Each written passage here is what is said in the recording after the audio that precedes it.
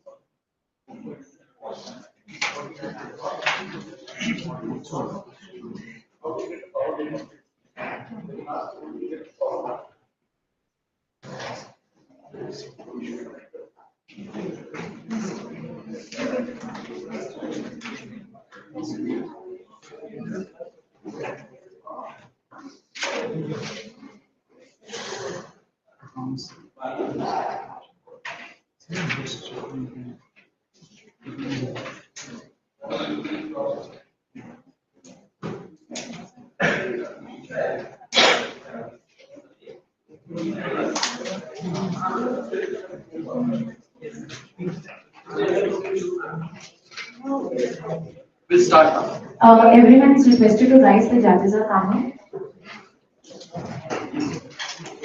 All rise for the dignitaries.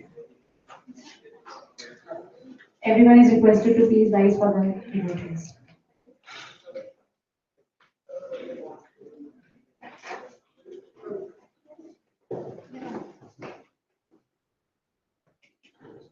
Please keep your phones on silent. I also wanted to mention that this is live streaming, so please, everyone is requested to ensure that the phones are on silent. Thank you.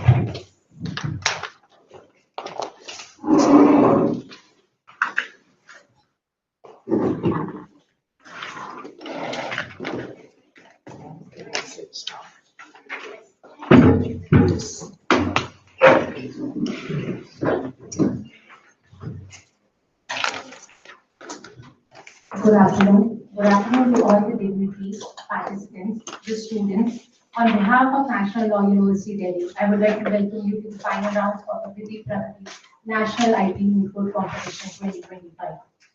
This competition has been organized by the Center for Innovation, Intellectual Property and Competition, IPR Chair, in collaboration with the Department of Promotion of Industry and Internal Trade, Ministry of Commerce and Industry, Government of India. After a competitive oral rounds, two teams have successfully qualified for the final rounds. In the final rounds, we have PC 116 as plaintiff versus PC 131 as the defendant. It is a great privilege and honor to have Honorable Miss Justice Vinny Pushkarna Ma'am, Judge of Delhi High Court, as our chair.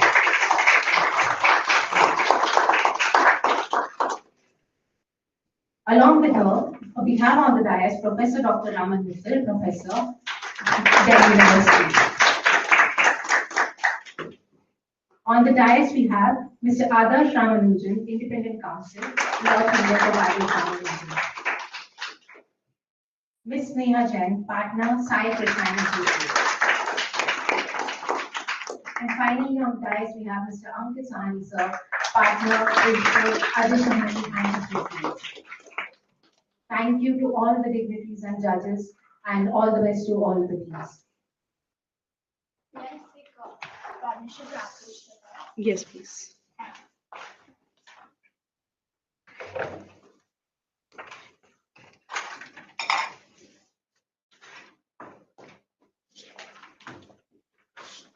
Greetings, Honorable Judge. I, along with my co-counsel, am going to represent the petitioner in today's case of Traken Limited versus Visa Private Limited. If it may please the bench, may I address you as your lordship collectively and individually? Okay. Much obliged. Your lordship, this very fact scenario that we have present in this case brings to us to an important question of bridging the gap between the law on one hand and technological advancement on the other hand, especially in terms of generative AI. Your lordship, in today's judgment and the arguments that we are going forward, we will see that there is an urgent need to see what is the right of the materials that are provided by an AI, whether they are copyrightable, and if so, what is the protection if there is a violation of the same. On this regard, the petitioner submits before this court four major arguments, Your Lordship. First, Visit has violated the copyright of trading. Second, Visit has violated moral rights. Third, Visit is not qualified as a broadcaster under Section 31B of the Copyright Act. And fourth, Visit is not protected under the exception provided under Section 52. Your Lordship, I would be dealing with issue 1 and 2, and my co-counsel would be dealing with issue 3 and 4. If your Lordships are well versed with the facts of the case, may I request to move on with the arguments? Yes. Much obliged. Your Lordship, the first argument is Visit has violated the copyright of trading. This is because of two major prongs. First, there is a copyrightability of the material of tracking. And secondly, there is an infringement of Section 51 of the Copyright Act. Your Lordship, coming to my first prong of argument, there is a violation of the copyrightability, excuse me, Lordship. The first prong is the copyrightability is there for tracking. This is because the requirement of originality, fixation, and authorship is satisfied in this present case. Your Lordship, the requirement of originality is present in Section 13(1)(a) of the Copyright Act. The threshold of originality was provided in the case of EBC versus DB Modak, which provided that in India, the threshold is a minimum requirement of creativity. Now, what is meant by minimum requirement of creativity? It means there should be a fair amount of skill and judgment. The threshold is not as low as the sweat of the brow, as was held in University Press London, nor is it as high as modicum of creativity, which equates almost originality with novelty in patent regime. For proving of, therefore, the threshold of originality, the petitioner needs to prove that there was a fair amount of skill and judgment in this present case, and we would be doing the same, Your Lordship. Your Lordship, Ms. Shani Kumar, if I can draw the attention of the court to paragraph 5 of the Moot problem. I'm reading out the line. Ms. Shani Kumar, an employee of Trekking, was responsible for digitizing these traditional motifs as images and utilized Trekking's generative AI tool to create innovative images inspired by the motifs. Your Lordship, here Ms. Shani Kumar has contributed on two aspects. First, she has digitized the traditional motifs. And secondly, she has further given command prompts to the generative AI that has resulted in the creation of the final images, which are innovative, Your Lordship. The innovativeness in itself satisfies that there was a fair amount of skill and judgment. Your Lord. The permission of the chair, I have a question for you, Ms. Counsel. Yes, Your Lordship.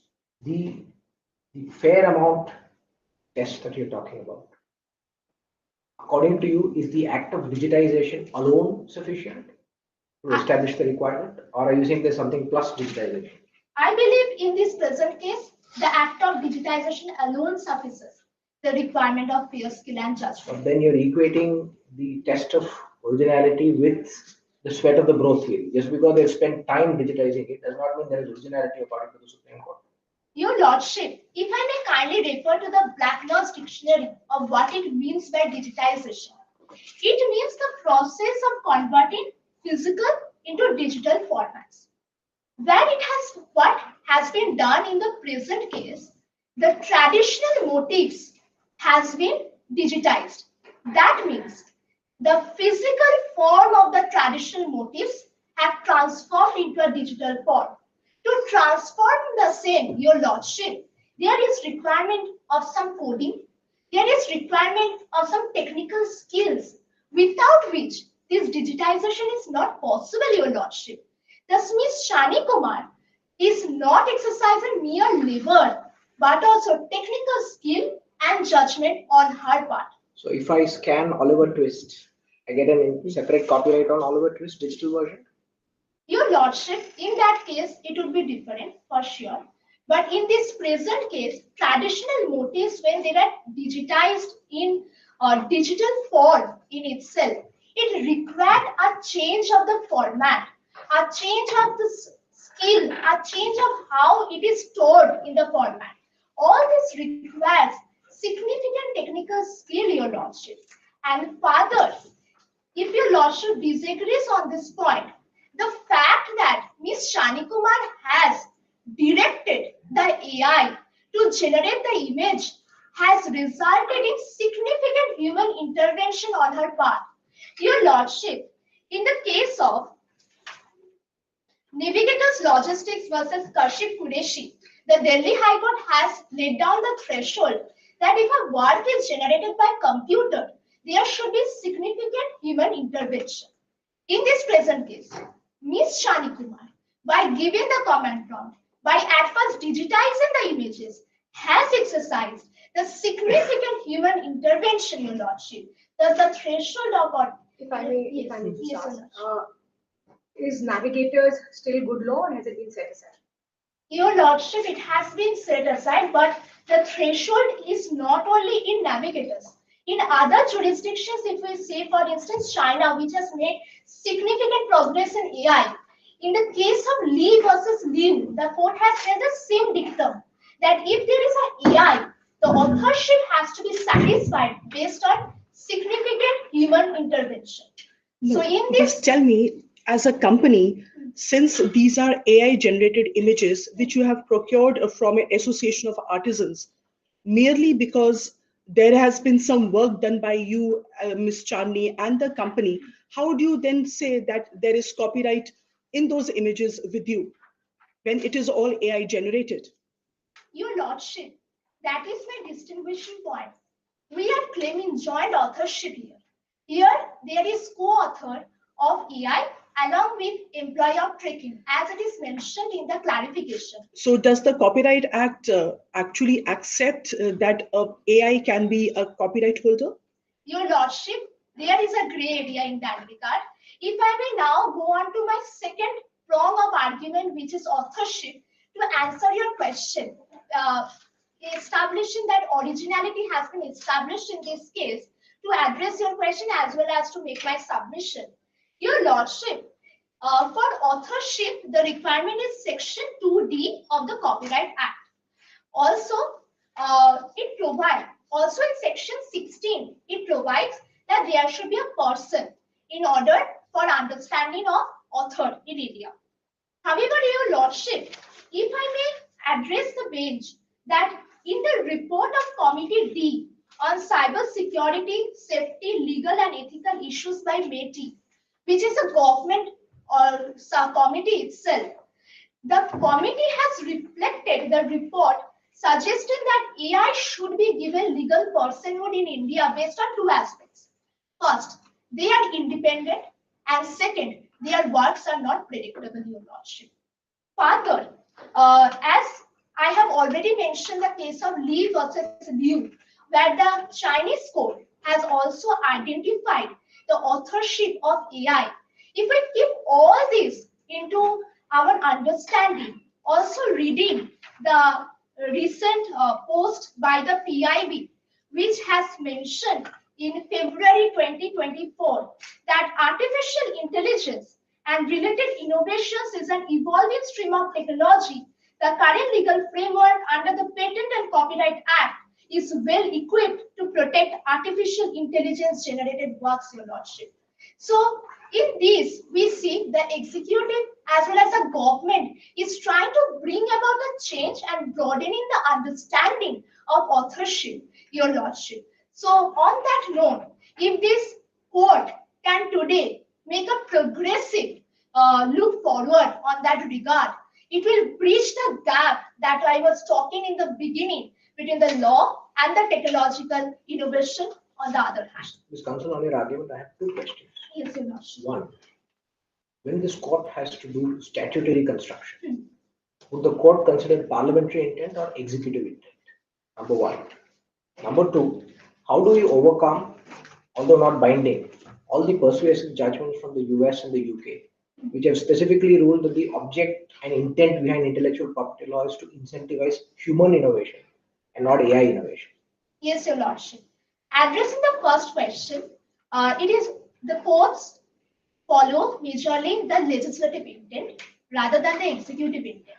However, Your Lordship, while I pointed about this committee report as well as this PIB disclosure, this is because this is a movement that the Indian government has started, that they are starting to recognize AI as an author within the ambit of the Copyright Act, Your Lordship.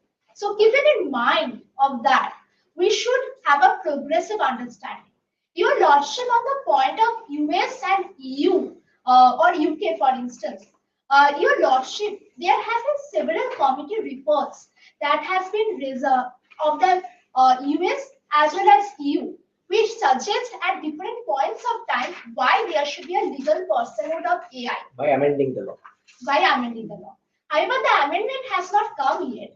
But Your Lordship, the justification behind the same is well founded because AI, being an independent and also by its determining how it involves its own skill, it has helped in an understanding that there can be an authorship of AI. Your Lordship, Sorry, if I could, yes. request. Let's say we want to hold in your favor and take an interpretation. Is there anything within the language of the Copyright Act that you can guide us to support your argument so that we are compelled to hold in your favor? Your Lordship, in the Copyright Act itself, there is a mention of in section 2D, subclause 6. It provides in relation to any literary, dramatic, musical, or artistic work which is computer generated, the person who causes the work to be created is considered to be created. Yes, In Counsel. this situation, Sorry, please go ahead. so in this situation, again, the person would be the human person, Ms. Shani Kumar. Miss Kumar. So why should she not have sole authorship and why should it be a joint authorship with an AI? Your Lordship, do you have any other questions? Please address my Okay, thank you very much. colleagues. Your Lordship, recently in India, AI Raghav was considered as a co-author. This shows, along with the committee report that I have just cited, as well as the other jurisdictions that I have cited, these have shown that today in the present world, we are moving forward in giving a co-authorship to AI. So on that ground, Your Lordship, I submit that AI can be given a co-authorship. Ms. Counsel, Yes. we understand that for the disputed hand, courts are expected to first apply the law as it is. And only where there is a conflicting interpretation that arises can we fall back on other principles of statutory interpretation, such as purposive, harmonious, etc. Where is the conflict in the law? As my colleague says on the bench, can you pinpoint one provision or more provisions which could help us understand, you could point us to, guide us with, that helps support your argument? Can you please come to the provision on joint authorship in terms of copyright in cases of joint authorship? How do you read your proposition of having a human and a machine co-author in the light of what the Act says on joint authorship? And the term of copyright. Term of copyright for reference is chapter 5. And to add to this question, a related aspect, do you distinguish between co-authorship and joint authorship? Your Lordship, addressing the first question, reading joint authorship, it means collaboration of two or more authors as per the clause. Section Where are 2, you reading from? section 2Z, Your Lordship. Okay, can we come to chapter 5? Yes, Your Lordship. Term of copyright, yes, Your Lordship. In cases of joint authorship?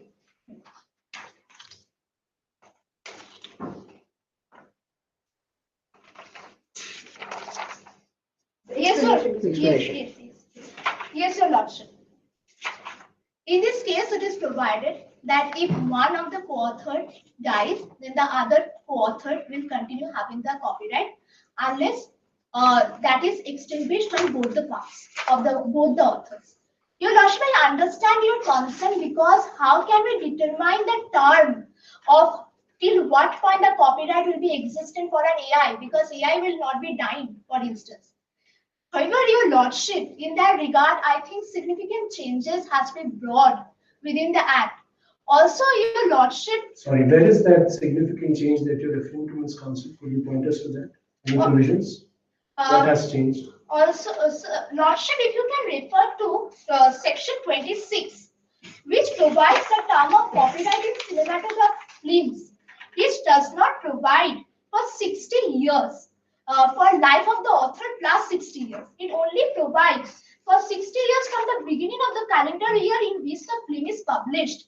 So there we can see that within the Copyright Act, distinguishing of the term of the copyright has been encompassed. In this present case, till now we do not have a legislation here lodged by agree which identifies AI as a co-author. However, we need what I am proposing that based on since the court has given previously some progressive judgments which have brought some significant changes in the law itself. Madam, what we are saying is our hands are tied. We have to go strictly by what the law says. I If we have understand. to bring any creative interpretation, you have to demonstrate that there is some instance in the act as applied to these set of facts where there is a conflict that exists. What my colleague just pointed out is if you read 2D6, it simply says the person who causes the work to be generated in cases of computer generated works, the person who causes the work to be generated will be the author. In the given circumstances, it would be sufficient to have the human named as the sole author. Why should we go beyond that position? Your Lordship, we are asking the court for this. And you, just to point out, you started out by saying that Ms. Chani Kumar's effort by itself is sufficient to meet the threshold of creativity and originality which the Act prescribes. So if Ms. Chani Kumar's efforts by itself without the AI's efforts have met that or reached that, what is the reason to bring in the AI into co-authorship or any such kind of interpretation? Your Lordship, before Ms. Chani Kumar has firstly only digitized the images. However, the innovative images that were created, it was also a contribution of the AI on its part. It was because of the data mining, as I was arguing, Your Lordship, that it has brought about such innovative changes and that has resulted in a new image which is inspired from but not a replica of those traditional motifs, Your Lordship. Please continue with your submission. Yes, Your Lordship. Also, Your Lordship, you asked a question on the joint authorship and the co-authorship. Your Lordship, for joint authorship, we need to be registered under the Copyright Act as a joint author. However, in this case, the facts are not yet clarified whether both are as a joint author they have been clarified that they are joint authorship because both has been registered as author within the Copyright Act regime. Your Lordship, if I may move on considering the time business. Your Lordship, thus it is proven that the requirement and the threshold of originality and authorship is made by Ms. Chani Kumar as well as AI, and thus the co-authorship and the requirement of copyrightability of tracking is satisfied. Your Lordship, there is an infringement of Section 51 of the Copyright Act, which prevents, firstly, which prevents any infringement of the exclusive rights of the copyright holder under Section 14 of the Copyright Act. And secondly, it prevents any sale or trade made out of the copies of the copyrighted work. Your Lordship, as can be noted from paragraph 10 of the Moot problem, there is already a copyright registration certificate that is existing with tracking that the employee of tracking and the AI is considered as the joint holder or co-author of the copyright. In this present case, at first, Tracking has approached us for seeking a license. This shows at first Tracking knew that we have a copyright over our works, over our image repository. However, when we denied providing the license, they changed their AI coding to suit their purpose of taking the images from our website by violating the captcha that was provided by significantly amending the AI coding to suit their purpose. This is further reflected because there are irrefutable similarities between the images and also the watermark of tracking is still present in the images of the study material of Wizard. This shows that they have indeed reproduced and stored our work, and this has violated Section 51, 1A of the Copyright Act. Moving on to the sale or trade of the copies, Your Lordship, Wizard continues to do a preparatory course where the images of tracking from Tracking's website are put into such preparatory course. Now, in this preparatory course, the fee structure is very unique. Apparently, it would seem it is free for public access. However, Your Lordship, if I may kindly be given an extension of 2 minutes because I have one more argument on moral rights. Yes, please. I'm much obliged, Your Lordship.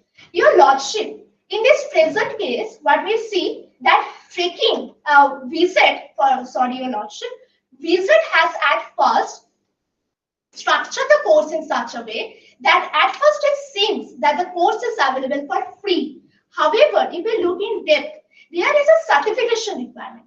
That certification says is identified further by NSDC, which is a national institution. Now, when this is identified by NSDC, students would obviously try to get such certification. Now, to obtain this certification, there is a requirement of deposition of 50,000 rupees plus clearance of proctored examination. Now, it is obvious, Your Lordship, to clear an examination, the students have to go through the study preparatory course material, which is contained in our images.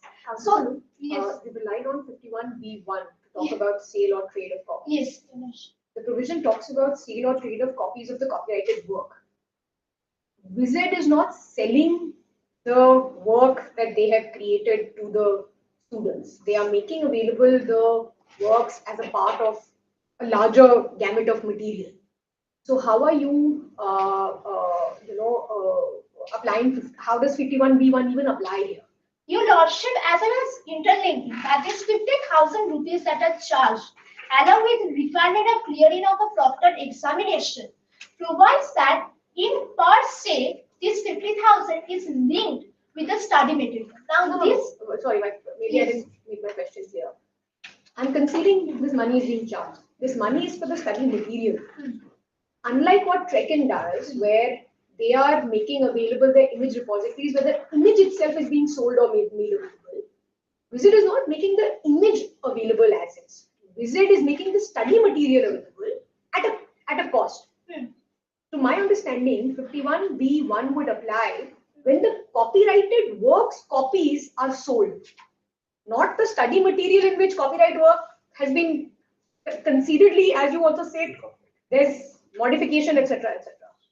Your Lordship, there has not been any significant change that has been done by Wizard. As we can see, because there is a trademark of Wizard that is already available in their study material. Also, Your Lordship, seeing the time is very less, I would like to make a quick submission on this point and move on to my. You can move to the next one, it's fine.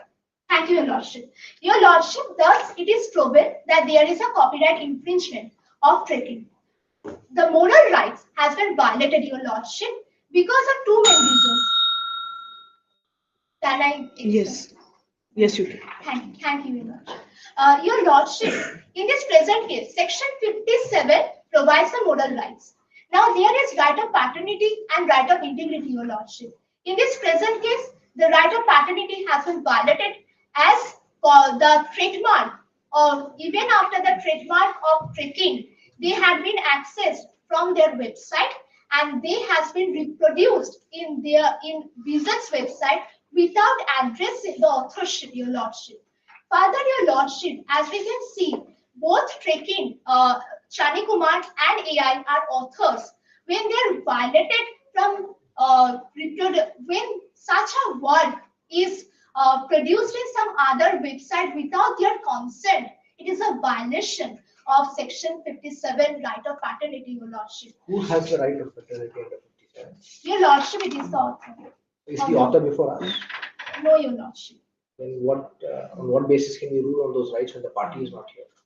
Your Lordship, I know that the parties are not present within the case, but if I see the larger ramification of the damage that has been caused by visit, by violating the moral rights on different levels. Firstly, they have not entered into any MOU agreement with the traditional artisans. When those images, traditional motifs, were manipulated by their AI, there is a violation of moral right on the first instance.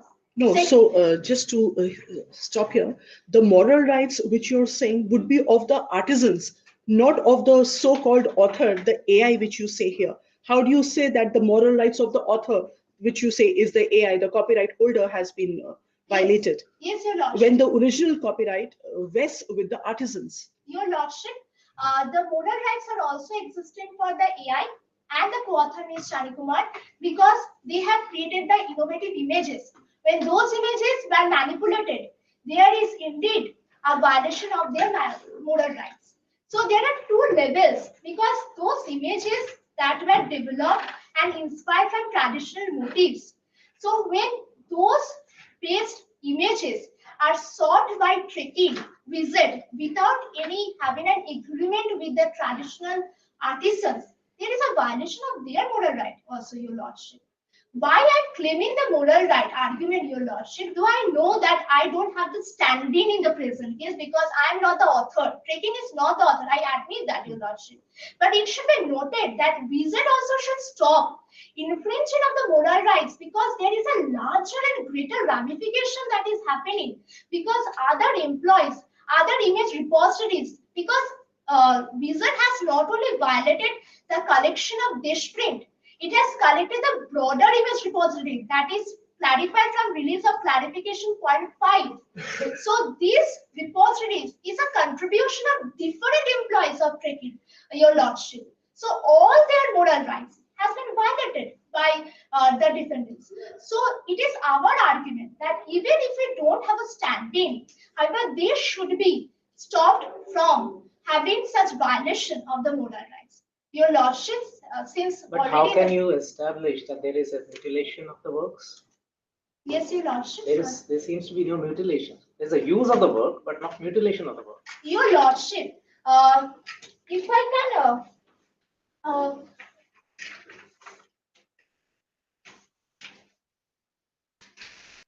your lordship, para 8 provides the fact, and I'm reading out.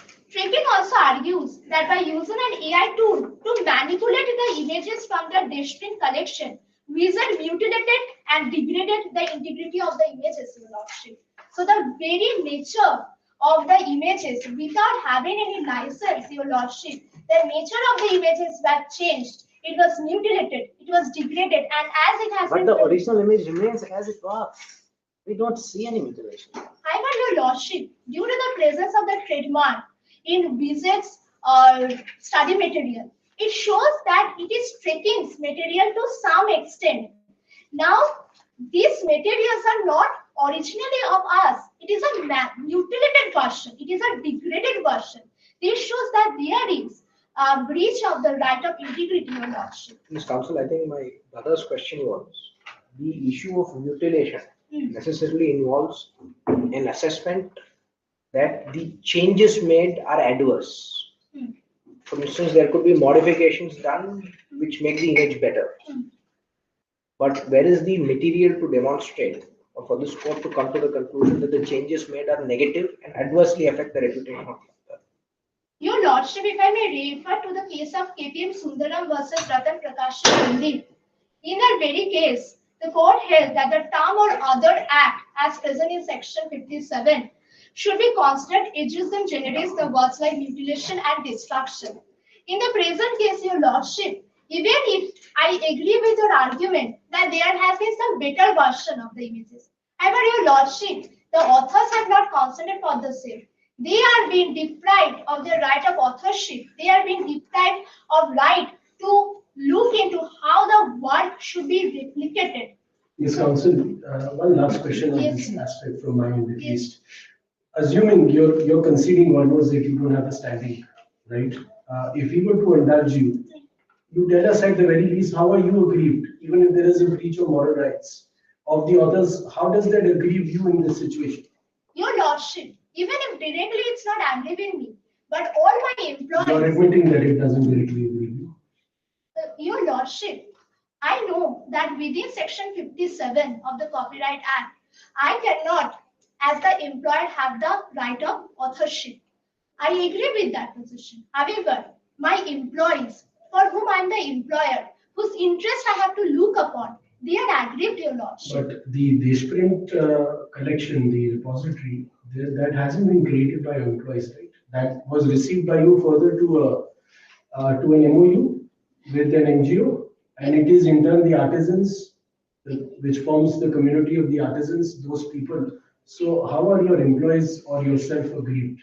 Your lordship, Release of clarification point 5 says that it is not an infringement of only the distinct collection, but of the broader image repository of trekking.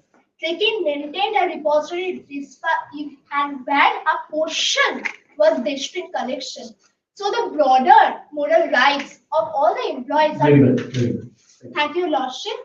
So on that point, I make my submission on argument 1 and 2. It was indeed a pleasure arguing before this court, and my co-counsel would like to now move forward. Thank you, Your Lordship. Permission to proceed, as? Yes.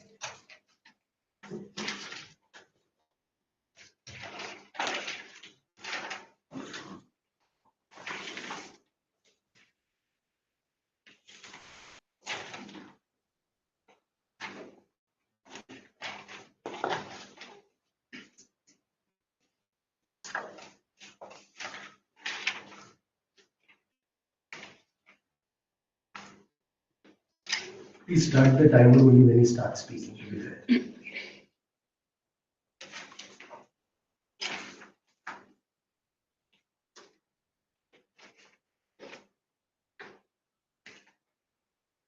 Greetings to the members of the bench. If it so pleases the court, may I collectively and individually refer to you as Your Lordships?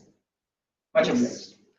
Your Lordships, as my co-counsel has already stated, the matter before this bench today has wide ramifications for the intersection of copyright regime and the artificial intelligence technology in the Indian context. I, as a co-counsel, shall be furthering my submissions on the other two grounds, as my co-counsel has already stated. The issue number 3, which is related to the broadcasting rights under Section 31D of the Copyright Act 1957, and the 4th issue, which is related to the exception under Section 52, subsection 1, clause I of the Copyright Act 1957. If there are no questions at this stage, may I please proceed with issue number 3? Yes. Much obliged, Your Lordship. Your Lordships, the fundamental submission before this bench today is that Visit is not a broadcaster under Section 31D of the Copyright Act 1957. Your Lordships, the present day form of Section 31D stems from the Copyright Amendment Bill of 2010. This particular bill was referred to a Rajya Sabha Standing Committee, and the Parliament did several rounds of deliberations regarding the broad architecture of Section 31D, and it saw the light of the day by the Copyright Amendment Act of 2012, Your Lordships. We argue before this bench today that the doctrine of contemporanea expositio of statutory interpretation must be applied in this particular context to read and interpret Section 31D of the Copyright Act 1957. Your Lordship, this doctrine of contemporanea expositio is applied to read statutes which are ancient in nature. Your Lordship, the maxim is applied to ensure and to identify what was the legislative intent of that particular statute when it was enacted, what was the thinking and the societal construct of that particular statute while the parliamentarians were deliberating on the broad nature or architecture of that particular provision. To emphasize on this particular aspect, if I may refer to Honorable Supreme Court's decision in Ultratech Cement Limited versus State of Rajasthan, and if I may quote, the doctrine is applied as a guide to the interpretation of a statute or even document by referring to the exposition that the same had received from a competent authority at the relevant point of time. An exposition standing for a long length of time is considered to be law settled and is applied as such. Therefore, Your Lordships, the fundamental idea is that when an interpretation which has stood the test of time must be respected and be applied consistently unless there is any conflicting opinion in that regard. This issue has never been adjudicated before. Yes, Your Lordships. With respect to 31D, it has not been contested. However, in a catena of judgments, the courts have applied this particular doctrine of interpretation. And Your Lordships, in the due course of my argumentation, I will establish how Section 31D, the legislative intention, supports our case, and also there are judicial precedents which supports our position, Your Lordship, before this bench today. If there are no questions, may I please proceed? Your Lordships, as I was stating to Your Lordship, that will establish why, based on the reading of the particular provisions of the Copyright Act and the Copyright Rules 2013, and also the judicial precedents and certain office memorandums, that why we believe that the strict legislative intention with respect to Section 31D should apply and this court must adhere to that particular interpretation so as to respect the judicial precedents and also to that legislative intention. Your Lordships, if I may draw your attention to Rule 29, Sub-Rule 3 and Rule 29, Sub-Rule 4 of the Copyright Rules 2013.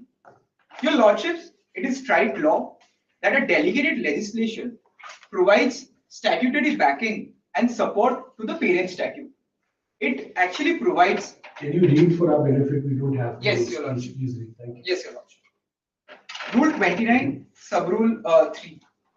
Separate notices shall be given for communication to the public by way of radio broadcast or television broadcast or by way of performance of a literary or musical work and sound recording which has already been established. Sub-Rule 29, Sub-Rule 4. The notice under Sub-Rule 1 shall contain the following particulars, namely the name of the channel, the territorial coverage where communication to the public by way of radio broadcast, television broadcast, or performance under Sub-Rule 3 is to be made. Emphasis added, Your Lordship. Mr. Counsel, if we follow your line of argument, I'm just trying to save us some time. You're saying that the statutory provision, what is there in 31D, has to be read in the light of what is there in the rules. Yes, Your Lordship. What are the rules? The rules is we understand a delegated legislation Yes, which the executive is propounded. To my brother's earlier question, which way would it go? Would we go by how the executive or has interpreted a particular statutory provision, or would the executive be guided by what the provision, the statutory provision, the act is? Which way would we go? You're trying to interpret it the other way around. You're potentially narrowing the scope of 31D by making us read what is there in the rules. We might rule that 29.3 is being narrowly right, and then the executive in its discretion may have chosen not to sub-legislate or create rules on other kinds of, or perhaps when the rules came, internet broadcasters never existed. That could be the only reason why. What year are the rules? 2013, Your Lordship. Right, so perhaps there wasn't enough prominence of internet broadcasters in that sense. Can you address this? Yes, Your Lordship. Your Lordship, I respectfully disagree with your last point regarding the presence of internet broadcaster. We humbly submit that despite the existence of the internet broadcast, the Parliament deliberately omitted a statutory licensing regime for internet broadcasters, and we shall show through. Was it discussed in the standing committee report that you were talking about? Internet broadcasters even discussed? Your Lordship, the fundamental purpose of Section 31D, as cited in the Rajya Sabha Standing Committee report, was to ensure that radio networks are accessible to the public at large. It doesn't mean anything else, was it? For instance, this is one argument. Your Lordship, the same Rajya Sabha Committee Standing report also made a recommendation that online streaming services may be considered in the future to be included within the meaning of 31D. However, there are also other reasons, and I'll show through the statute, that the Parliament was well aware of the problems of the internet service providers and internet broadcasters. You're saying, sorry, if I understand it correctly, you're telling us that the same report said that 31D could include within its ambit internet broadcasting in future. Your Lordship, that was a mere recommendation that they of the same standing committee. Yes, Your Lordship. So that answers your question, doesn't it? Because that means now the standing committee would not be concerned with the rules, because the rules are delegated legislation that are made by the government, whichever government is in administration at the relevant point in time. Yes, Your Lordship. So if so far as 31D and the scope of the word broadcaster is concerned, if the parliamentary standing committee report has already recommended that it is perhaps broad enough to include within its scope internet broadcasters, how can you say or how can you suggest that it is not? Because they have made it clear now it is for the central government as per the act to legislate, and if they haven't yet taken out rules in 2013, now we're talking, yes, perhaps they didn't find it important enough because there weren't enough number of internet broadcasters there. Your Lordship, I shall be making two responses to your question, Your Lordship. The first one is related to Rules 29 of the Copyright Rules 2013. Your Lordship, the primary reason why I cited the Rules 29, Rule 29 of the Copyright Rules 2013 is to show that the rule only provides a procedural architecture to the Parent Act only with respect to radio and television broadcasting. The executive, in its own wisdom, did not benefit guided by the objective of the Parent Statute to provide a statutory backing to the primary rule of Should we 21. be guided by, again, my brother's question, should we be guided by executive intent or executive understanding of, or should we be guided by what the statute says or what we believe the statute says? Your Lordship, this I understand has a persuasive value. However, our primary emphasis is on the objective of 31D, from which Rule 29 stems from. Because it's a fundamental principle of administrative law that a delegated legislation cannot travel beyond the scope of the Parent Statute. Since 31D is providing backing and providing objective, which is a testament of the legislative intention, we argue and submit that the Rules 29.3 did not provide or deem it appropriate to provide a proper notice requirement or a statutory or notice framing. Quick question to that, Yes, since you have our attention, but tell us, the rules cannot extend, but can they fall short? Can delegated legislation fall short of the intended scope of a provision? They cannot extend because Yes, they Your will be Lordship. right, but can they fall short of that? Your Lordship, I humbly submit that since delegated legislation making is easier to do, the executive, whenever they deem fit, can come up with such amendments in an easier way. Therefore, if the executive felt that there is a shortage in the interpretation or there is a new way of incorporating it, it would have been deemed like they would have ensured that there is a new amendment and the Rule 29 should have been amended. Please go ahead. Yes, Your Lordship. Having answered that, if there are no questions at this stage, may I please proceed? Your Lordship, this particular interpretation of law, as I have cited, is also backed by judicial precedents, Your Lordship. This same interpretation, the bench should be happy to note, that is not new or novel. This same line of interpretation was accepted by the Honorable Bombay High Court in the single bench order as well as the division bench order led by Justice G.S. Patel in the case of Tips Industries versus Wink Music. The respondent side may try to distinguish this particular case. However, we argue that this particular case strictly applies in our case as well. Your Lordships, in the case of Tips Industries versus Wink Music, it was related to the music streaming industry. In that particular case, Wink allowed users to listen to the music offline and also allowed them to charge a subscription fee for which the users got the access to those music. The court equated it with rent and sale of music copies, Your Lordships. In our context, Your Lordships, Trekken's images were used by Wizard and there was a sale of that particular material because of the certification fee that they were charging for the course materials, Your Lordship. This is why we argue that the Tips Industries versus Wink Music, which affirms our position before this bench today, strictly applies in this particular case, Your Lordship. Furthermore, His Lordship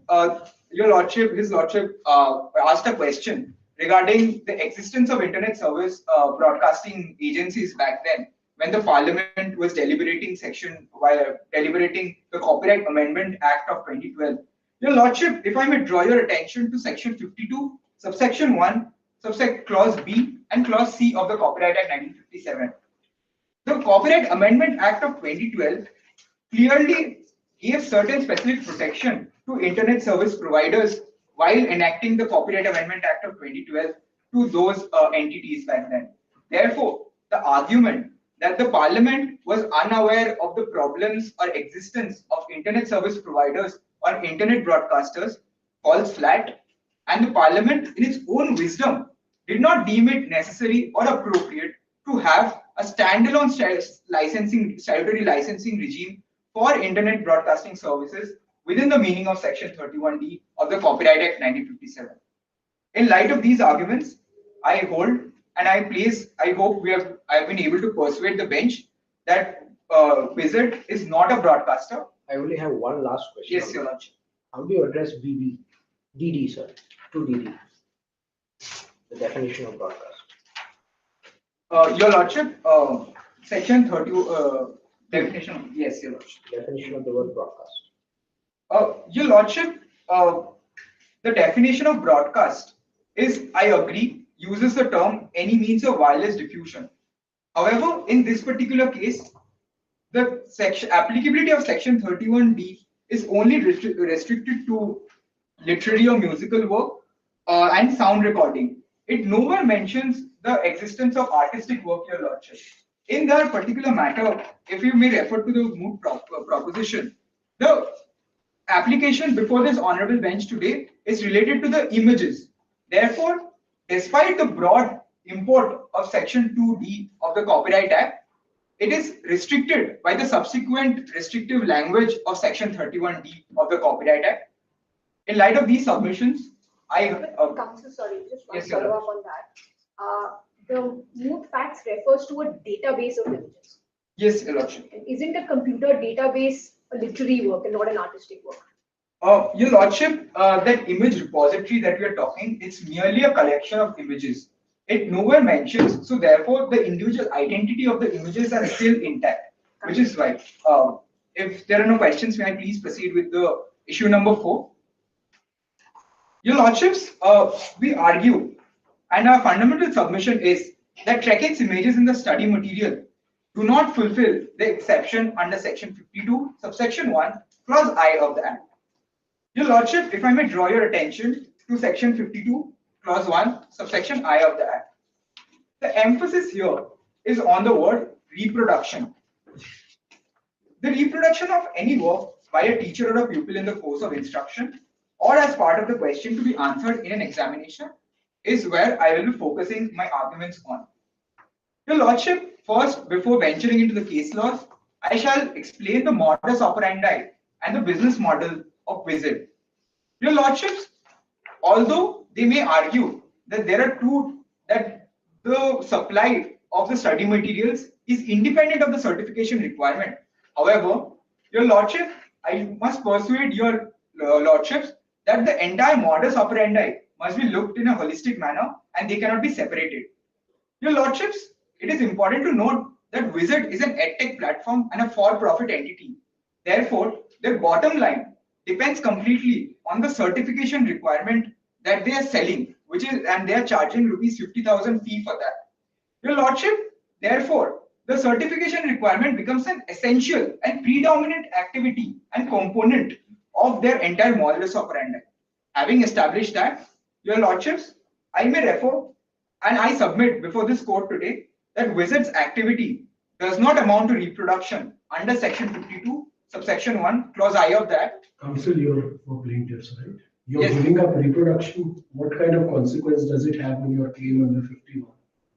Right, with 14. You're saying it isn't reproduction. You're Yes. proposing that reproduction for the purposes of 52 is different from reproduction for the purposes of section 14. Your Lordships, under 52, we shall be referring to the idea about the difference between publication and Factually, what you're proposing, if we understand it correctly, is that there is no reproduction by the defendants. Is that the case? Is that what you're proposing? Your Lordship, we argue under section 52, there has been a publication of the works of by Wizard, Your Lordship. Is that a violation of your infringement of your copyright? Your Lordship, here the fundamental moot point is that whether they can be considered within the meaning of the exception or not. That is independent. Yes, but exceptions are linked to first the scope of rights, the bundle of rights, which is copyright, which is under 14. So first tell us what under 14 has been violated. Your Lordship, since again, if I may draw your attention to 52, it's related to the educational purposes, and therefore, which is why my submissions are related to only the language of 52(1) I of the Act. My brother, this question is slightly different. Could I bring your attention to section 14 of the Act? Yes. Can you please tell us which specific act under section 14 has been violated when you are claiming a right under plan of infringement? Because 14 talks about reproduction, issuing copies, communication, adaptation, Yes, Your translation. So which specific subsection? Your Lordship, we believe that section 14C of Which the, subsection? All of them?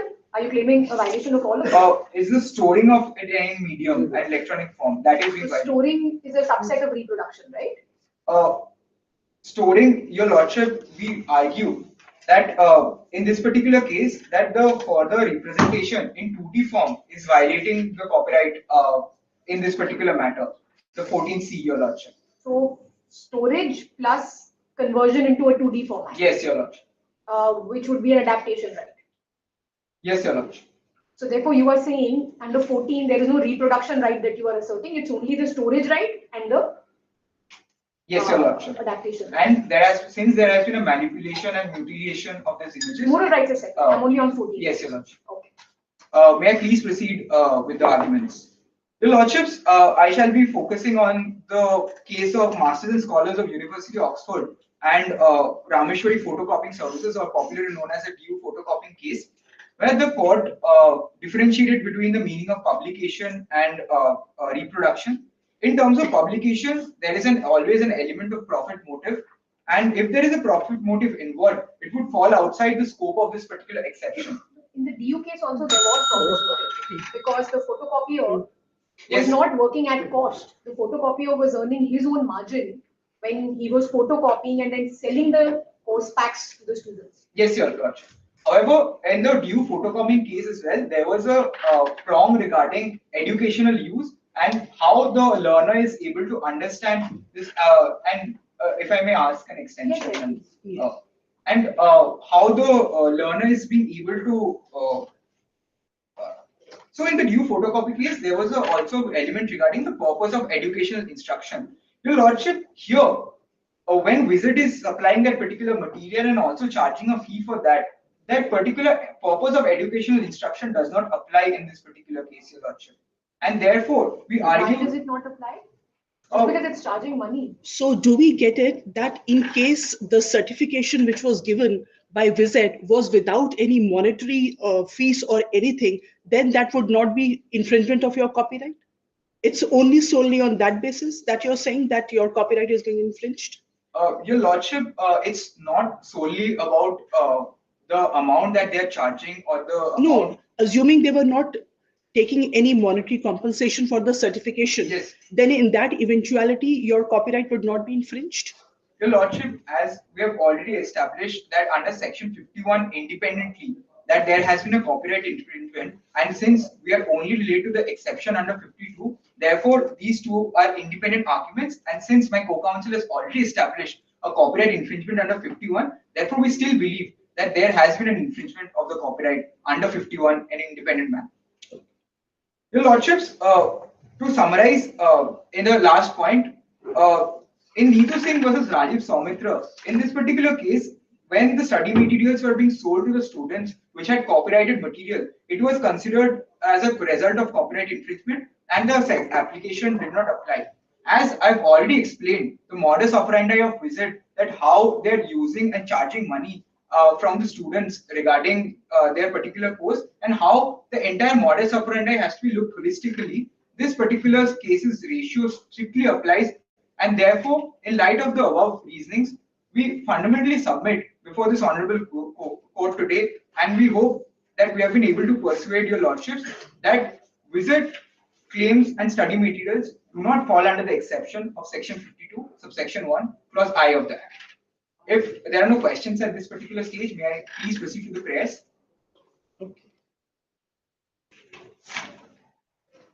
In the circumstances aforesaid, the petitioner most humbly prays that his honorable court may graciously be pleased to order that, number one, the fashion design preparatory course of Wizard infringes copyright of trekking. Second, the moral rights of trekking have been violated as the alteration of images in the repository or library violates section 57 of the Copyright Act 1957. Third, Wizard is not a broadcasting organization under section 31D of the Copyright Act 1957 and should not be granted a statutory license. Fourth, the use of Trekking's images in the study material by Wizard does not amount to fair use under section 52 of the Copyright Act. The respondents shall be liable to pay damages to the petitioners to an amount as the honorable court may deem fit and proper. and pass any other orders that this honorable court may deem fit and proper in the facts and circumstances of this case. And for this act of kindness, the petitioner shall duty bound and as duty bound shall ever pay. It is a pleasure to. Just one question. Yes. You're saying we hold this, and then what? To what consequence? Then what do we do? Assuming we hold in favor of the issues, then what is the relief that you're seeking? Your Lordship. For each of the issues, please. If you could just quickly sum up. Your Lordships, in the prayers, as we have stated, that we are asking for the moral rights of the check-in have been violated. And Okay, we hold, assuming we hold that they've been violated, then what do you want from the court? What relief do you want? Or what will you get out of such academic determination that they may or may not have been violated? Your Lordship, one of our prayers is the damages that we are seeking, and also an injunction that will consecutively, separately. Fair enough. Yeah, thank you. It was a pleasure to argue for this.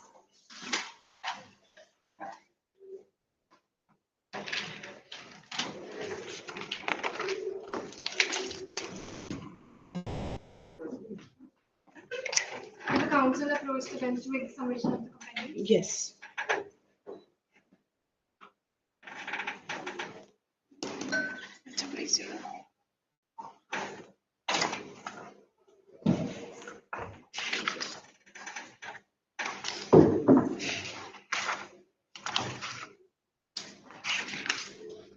Just to double check, please start her time only once she starts submissions.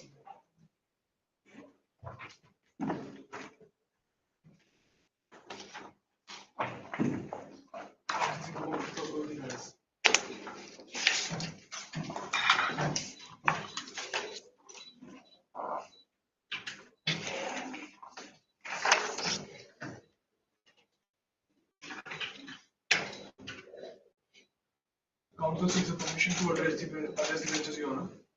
Your Honor, this is Council Anand Mithik, and this is my co-counsel, Mr. Council. Your Honor, we are representing Visit Private Limited in the matters between Trekking versus Asset before this Honorable High Court of Delhi.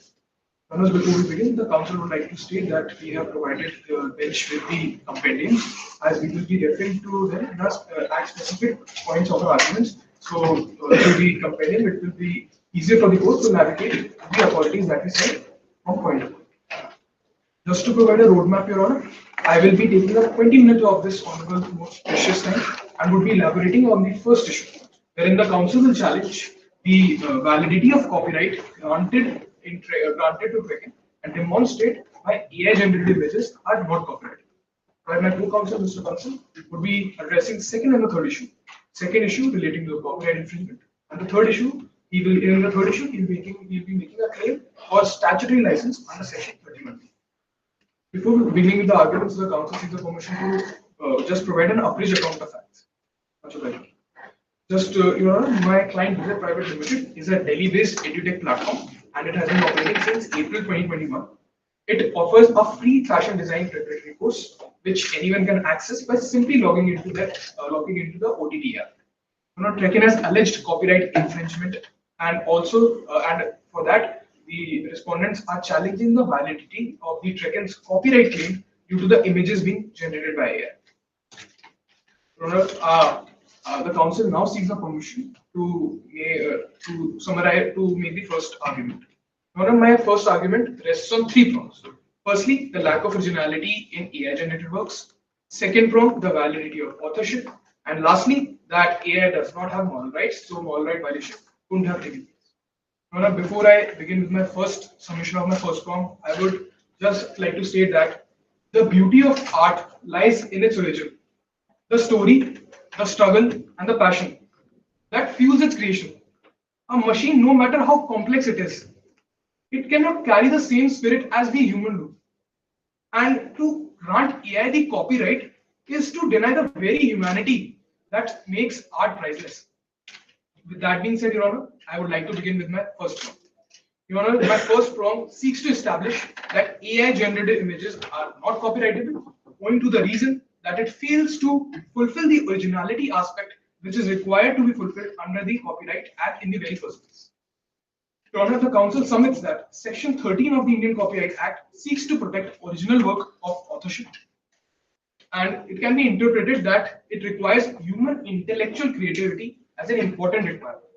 To understand the principle of originality, the Council would like to invite the attention of the Honorable Court to para number 9, page number 9 and para number 57 of the compendium, to the case of Eastern Book Company versus DB Moot.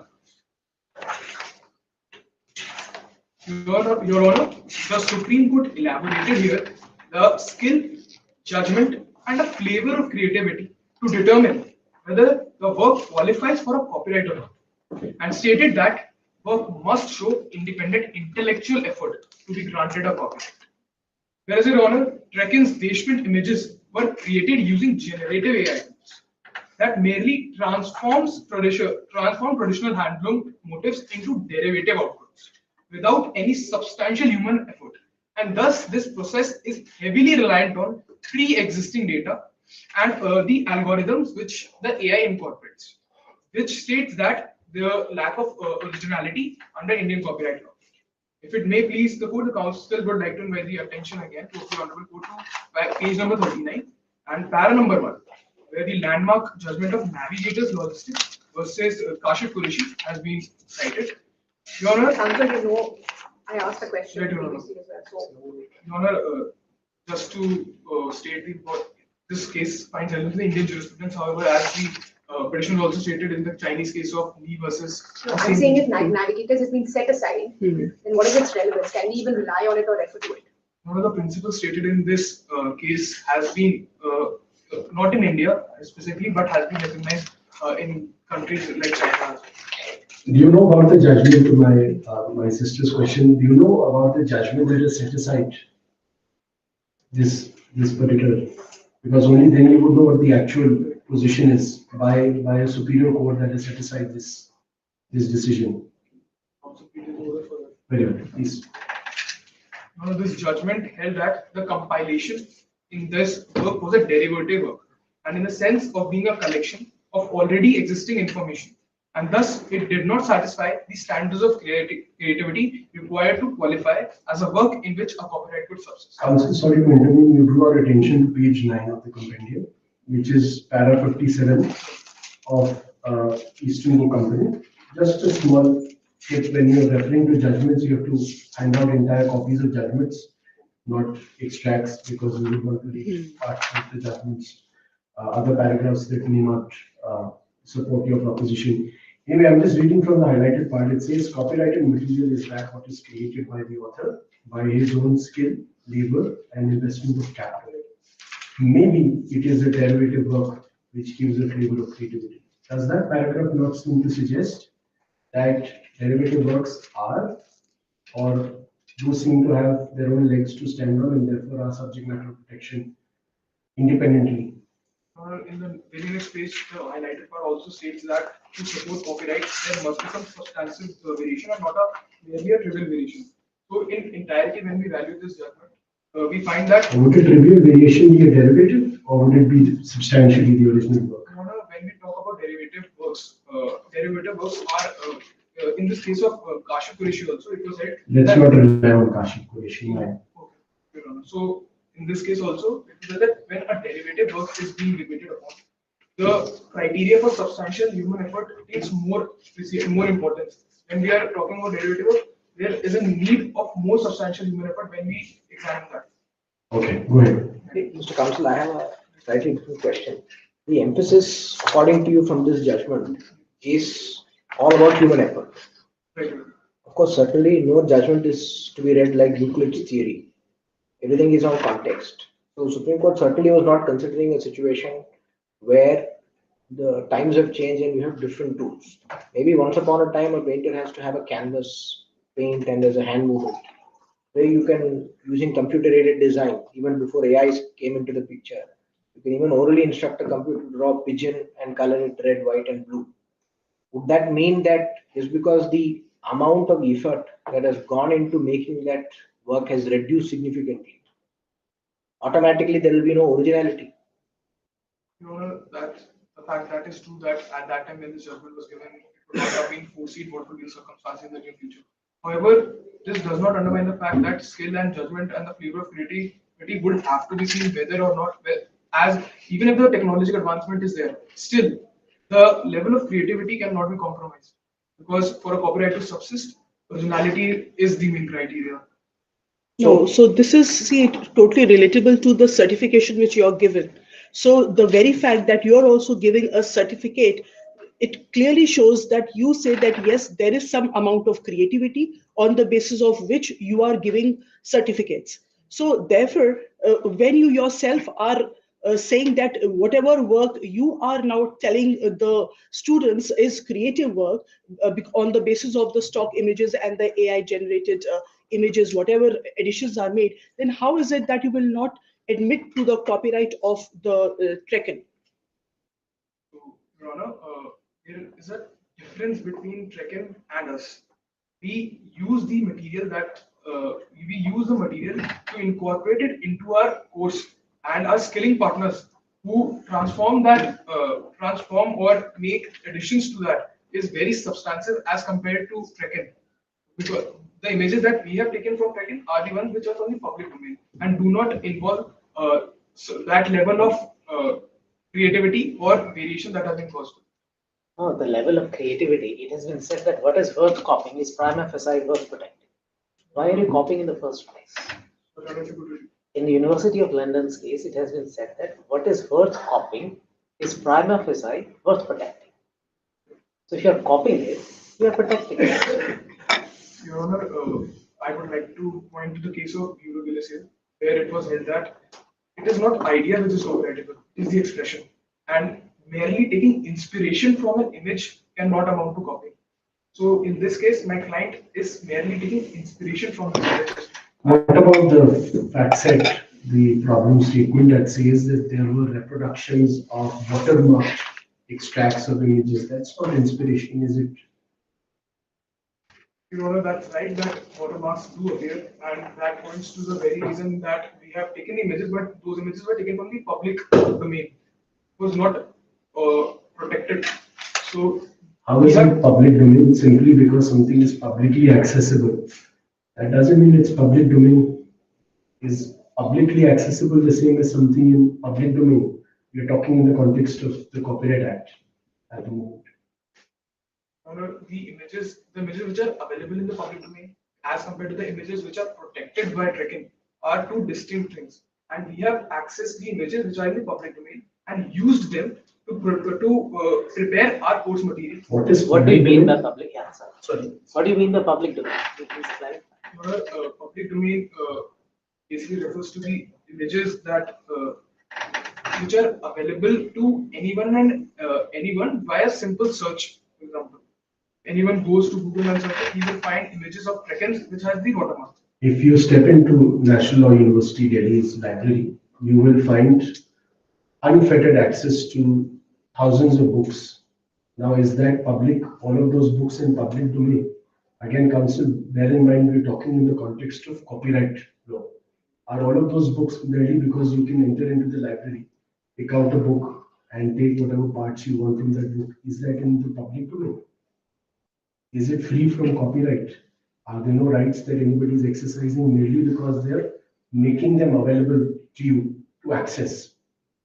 Your Honor has made a very valid point. Your Honor, when we talk about books, it's a complete example, but when I stick to the example, the case of the Trekken, the watermark itself shows, and the images that we have used shows, the watermark itself shows that we have recognized the author of the work in the images.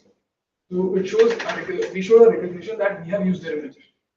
We are not portraying that these images are created by us, so it does not amount to anything.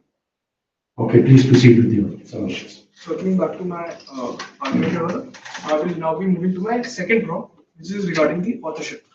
My second prong shall specifically focus on co-authorship under Indian copyright law, wherein the council shall elaborate that under the current legal framework, AI cannot be recognized as a co-author, owing to the reason that authorship requires human participation, and AI cannot technically do it, as it which ultimately invalidates the registrar action of granting the status of co-author to the petitioners.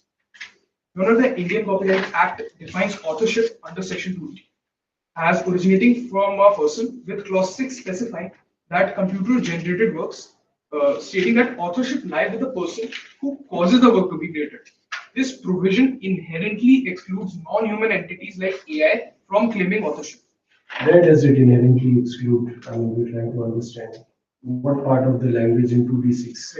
Now, it mentions the word the person. Now, the word person as interpreted In- in the clauses, yes.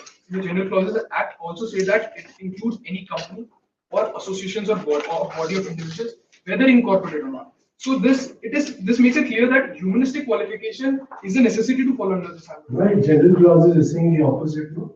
It's saying it includes a non-human or juristic person. If person isn't defined under Corporate Act and it is defined in the general clauses, you're choosing to rely on General Clauses Act and its definition. And it includes within its ambit a non-human as well. Does that not go opposite what you're saying? If General Clauses Act says it is person is not just human person, but also juristic person, then we will read, as you're suggesting, the juristic person into the definition of 2D6. The council believes that, according to the definition, a company and AI are really two distinct entities and cannot be attributed at the same pedestal of being a non-human. So that is the reason why. Circling. Council, if I could just follow up to that, if I could bring your attention to the definition of author. Right. Now, if you look at the definition of author, in relation to literary work, it says the author.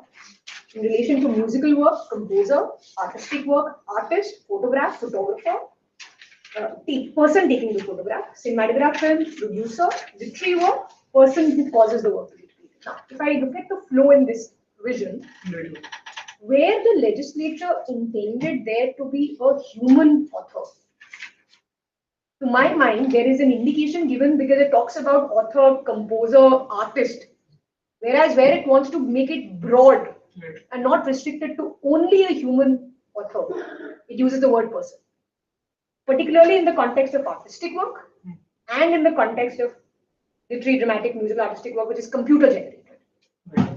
So, Yona mentioned all the sub clauses under section 2D. However, Yona, in the council believes that under clause 6, it has created an umbrella kind of thing by bringing in all literary, dramatic, or musical or artistic works by saying that the person who causes the work to be created. Now, this person cannot be AI. As the council would also like to say the case of. No, my argument. I understand your point on person cannot be AI. My question is, person is broad. First, let's go one step. Person. Your argument is that author cannot be a juristic person at all. It has to be a human. Right. So then, are you saying that this person here cannot include a juristic person like a company? No, it can include a company, but not an AI. Right, not an AI. Okay. Now, my follow-up question then is that the plaintiff's case is of co-authorship. Right. So it's not a case of sole authorship. Right. So presume for a moment that we hold that there is a human author who has given significant contribution. Right. She's made innovative images. So then, where does that leave you in this argument? No, we cannot attribute. We can definitely attribute the authorship or the rights to Ms. Chani Kumar, but not under co-authorship, because AI will again creep into that. Sole authorship to Mr. Chani Kumar could have been given if it is established that she has exercised skill, judgment, and creativity. But when we talk about co-authorship, with AI, their argument is that she's the one who exercised skill, creativity, along with AI also has an element of skill or creativity. So I'm saying, why can't we separate it out and say that, okay, you know what, we'll accept that AI can't be an author, remove that, but she is a human and she fits into your argument that a human has to be an author. So therefore, we'll give her sole authorship. Exactly, this was a very similar incident to Raga Veer. In this instance, the author first registered the painting, the concern painting Suryast, with first author being AI. And when this was rejected, the author again tried to getting the copyright by incorporating both the author, co-author, and the AI, which was also rejected, which the bench may refer on page number 51, which clearly states that it was abandoned. So the current law position holds that that AI cannot be recognized as a co-author. My sister's question was different. He's asking you to proceed on the assumption we drop the AI as a co-author and we give sole authorship only to the human being. So would your argument continue even there? Right. On that No, no, it would just, the council shall, the next argument is based on this. If it may be given, the council shall make that argument. So very quickly, also do you suggest that we rely on registrar of copyright decisions to be guided by what the court should in a civil suit hold or determine? Because what you're referring to are decisions, if at all, they're not even decisions, you haven't reproduced copies of the orders, but they're decisions of the executive quasi judicial bodies, or what you may call them.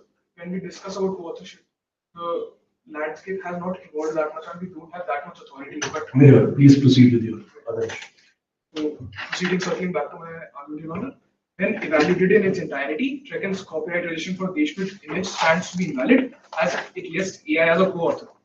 Your Honor, even if Trekken was to attribute AI generated output to its employer, in order to make it assume the role of co-authors, the absence of significant human intellectual effort and in the creation process itself renders the work ineligible for copyright protection, as was stated in the EBC versus EB case as well.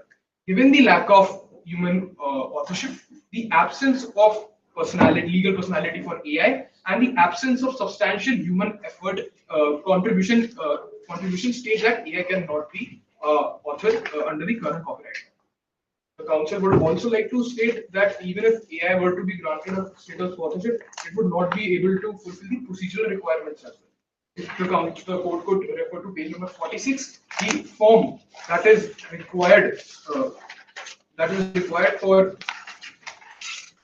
page number 45. Sorry, this first, even on the purely procedural formalities of signing up for a registration of copyright under the Intellectual Property Appellate Board, the data field for recording names, identities, and addresses cannot be meaningfully filled by AI or any system.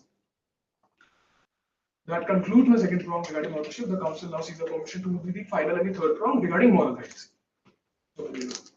If Your Honor, Can't the AI work through the next friend and provide name, address, etc. nationality? pardon, Your Honor, due to the positive, council seeks the extension of 2 years. Yeah. Can you please repeat? Yeah. Can the AI not come through the next friend before the court and state the name, address, and nationality of the friend? Clarify next front. Friend. Yeah. Like a legal representative. Like a legal representative. Your Honor, the council believes that the landscape has not evolved that AI can choose its legal representative as of now. A company may, but AI cannot choose the representative. Next to my last argument regarding moral rights. Your Honor, Trekken has alleged that my client has violated the moral rights under Section 57 of the Indian Copyright Act, which bench may refer to on page 64, Section 57. As it says that these rights are based on personal connection between an author and his work, including rights to paternity and integrity as feasible by learned friends. These rights are intrinsically human, Your Honor, as it is based on subjective emotions, identity, and honor. And AI being a non-conscious, non-emotive, and a non-identical entity cannot identify or have intentions in respect of any degradation of their works, thereby making it incapable of owning moral What rights. about the human author? Right? What about the human author? No, human author definitely can have moral rights, but in this case, Ms. Chanikumar cannot have moral rights because because she has not exhibited any kind of substantial human creativity in prompting the AI. The council acknowledged that while examining the prompts, it is very difficult for the court to determine whether it involves significant human effort or not.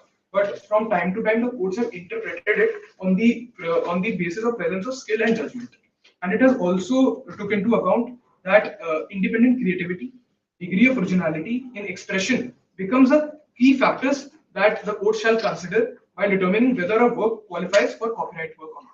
Therefore, your argument as to why there can't be moral rights pressed on behalf of the human author is because the human author is not an author at all for the purpose of law.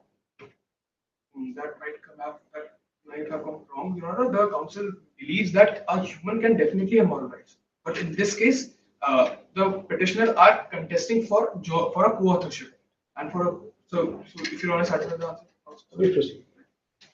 So, Your Honor, the council would circle back to the argument of moral rights. Your Honor, the council most humbly submits that AI unequivocally lacks intent and subjectivity. So, Your Honor, in the landmark case of Manu Bhandari versus Kala Vikas Pictures, it was held that Manu Bhandari holded moral rights, even if the copyrights are assigned. Moral rights still stick to her. The art which she created originally was distorted or mutilated.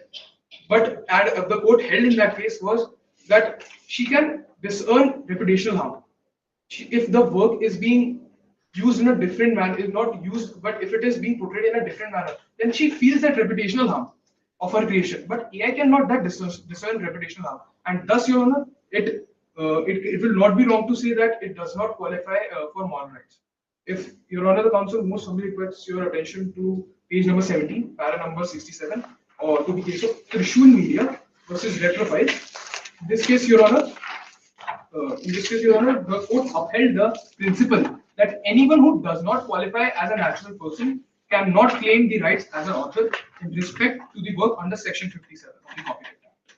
Therefore, Your Honor, just to conclude due to the time, Trekkin's AI-generated dashment collection does not qualify for moral rights under Section 57 of the Copyright Act. And thus, the Council most humbly requests this court to dismiss Trekkin's claim for moral rights violation against Visit, reinforcing that AI operates as a tool and not that of an author.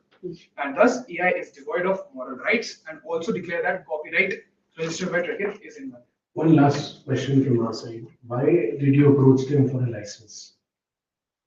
To in future use their images to further enhance our preparatory course for the students. You are already doing that because you say they're in public domain. Right. So why did you approach them for a license?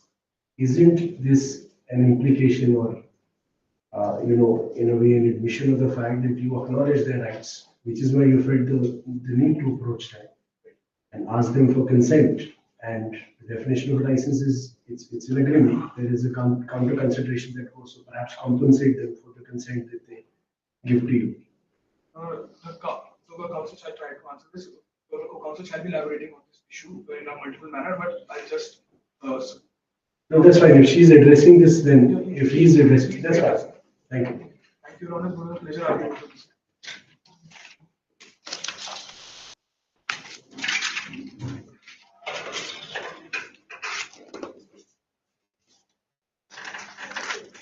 The council seeks permission to approach the dais.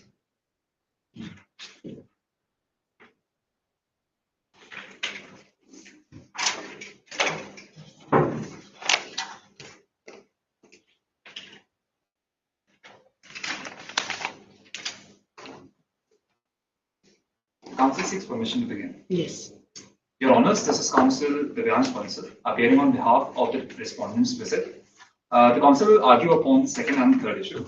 If Your Honors may permit, the Council would like to begin with the second issue, wherein the Council will elaborate why and how do Visit's actions not constitute copyright infringement. Much obliged. This argument is divided into three prongs. In the first prong, the Council will demonstrate how there is a reasonable doubt in Trekkin's theory of Visit's infringement. Second, under the second prong, the Council will talk about how Visit qualifies for the exemption under Section 52 of the Copyright Act. Under the third prong, the Council will be talking about how Visit qualifies for exemption as an intermediary under Section 79 of the RTA. Moving to the first prong regarding the alleged infringement. Your Honors, according to Trekkin's theory of infringement, Visit accessed their CAPTCHA protected repository to get their copyrighted AI-generated dashment collection. Your Honors, Visit categorically denies these allegations that its tool bypassed the CAPTCHA protected repository.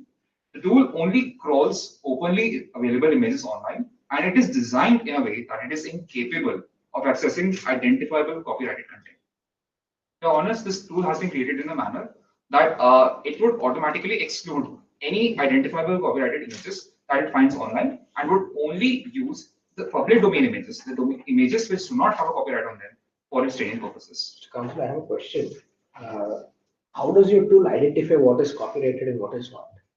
Your Honor, the proposition remains silent on that, and the Council will assume that that information remains proprietary. But if what you're saying is true, then what is stated in para 7 of the proposition is contradictory. Because 7 says that your output contained images with the watermark. And according to them, the watermark images is possible only after you cross the CAPTCHA. But you say you have not crossed the CAPTCHA code. Your Honor makes a very valid point, and that is the theory regarding which the Council would like to pose the reasonable doubt. And with your permission, I would like to elaborate. Yes, sir. Your Honor, so what we need to know two things. So Tekken controls 64% of the stock image market, which means that the majority of the images that we see online will have Tekken's watermark on them. Will be made by Tekken and will have their watermark on them.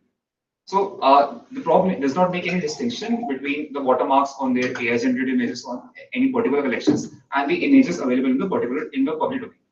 Now, the images can be of four types here. These images can be public domain images. These images can be Creative Commons licensed images. These images can be AI-generated images, and these images can be copyrighted images. Now, one image can be all of these things. One image can be just one of these things.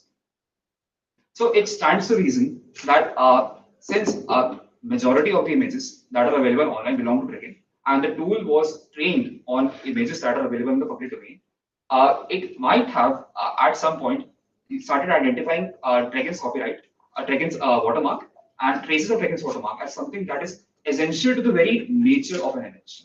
And therefore, that is how the traces of Dragon's watermark would have come to be in its database as an essential quality of an image. And also, the traditional motifs that Dragon has partnered with with the artisan community. These traditional motifs are more than a century old, which means any copyright that might have been held on them has long expired, and these motifs would have been available in public domain, and any person who wanted to look for these domains could just do that with a simple search. No, please. So one question, your main thrust of the argument is that since these images are available in public domain, therefore you had the right to use them and therefore there's no copyright infringement.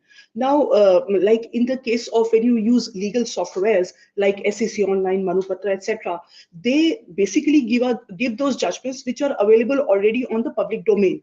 Still, in case there, the very fact that they have done something, they have made those head notes, etc. So therefore, their copyright is protected in those works, and therefore, if anyone who uses that work would be amounting to copyright infringement. So therefore, in this case, even if those images are available in public domain, but the very fact that they have used AI and have enhanced those images, so will not they have copyright in those images, even if they may be available in public domain? Your Honor makes a very valid point. However, the council would like to again point out to the fact that the tool was trained to exclude copyrighted images. Only the images which do not have a copyright on them were used for the training purposes and are used by the tool to provide access to the skilling partners to those images. So only the images which do not have a copyright on them are available to the skilling partners and were used in the training. And therefore, Your Honor, any copyrighted images would not be violated and they would not be copied or used for training purposes by the tool. Very quick question. Does the proprietary information of what my learned brother's earlier question was, to which you answered that that aspect is proprietary to you, to your tool, Yes. As to how it determines, does that involve any kind of human knowledge, human involvement? Determining whether something is copyrighted or not? Your Honor, the prop remains silent on that, and But therefore. what is your argument, your assumption, because this is your client? Yes, Your Honor. Your Honor, of course, the tool would have been created by humans, and this tool. The method of checking if something is protected by what is proprietary, you said, is the method of checking whether something is protected by copyright. Does that involve any kind of human intervention as well, or is it completely the machine doing it by its own whims and fancies?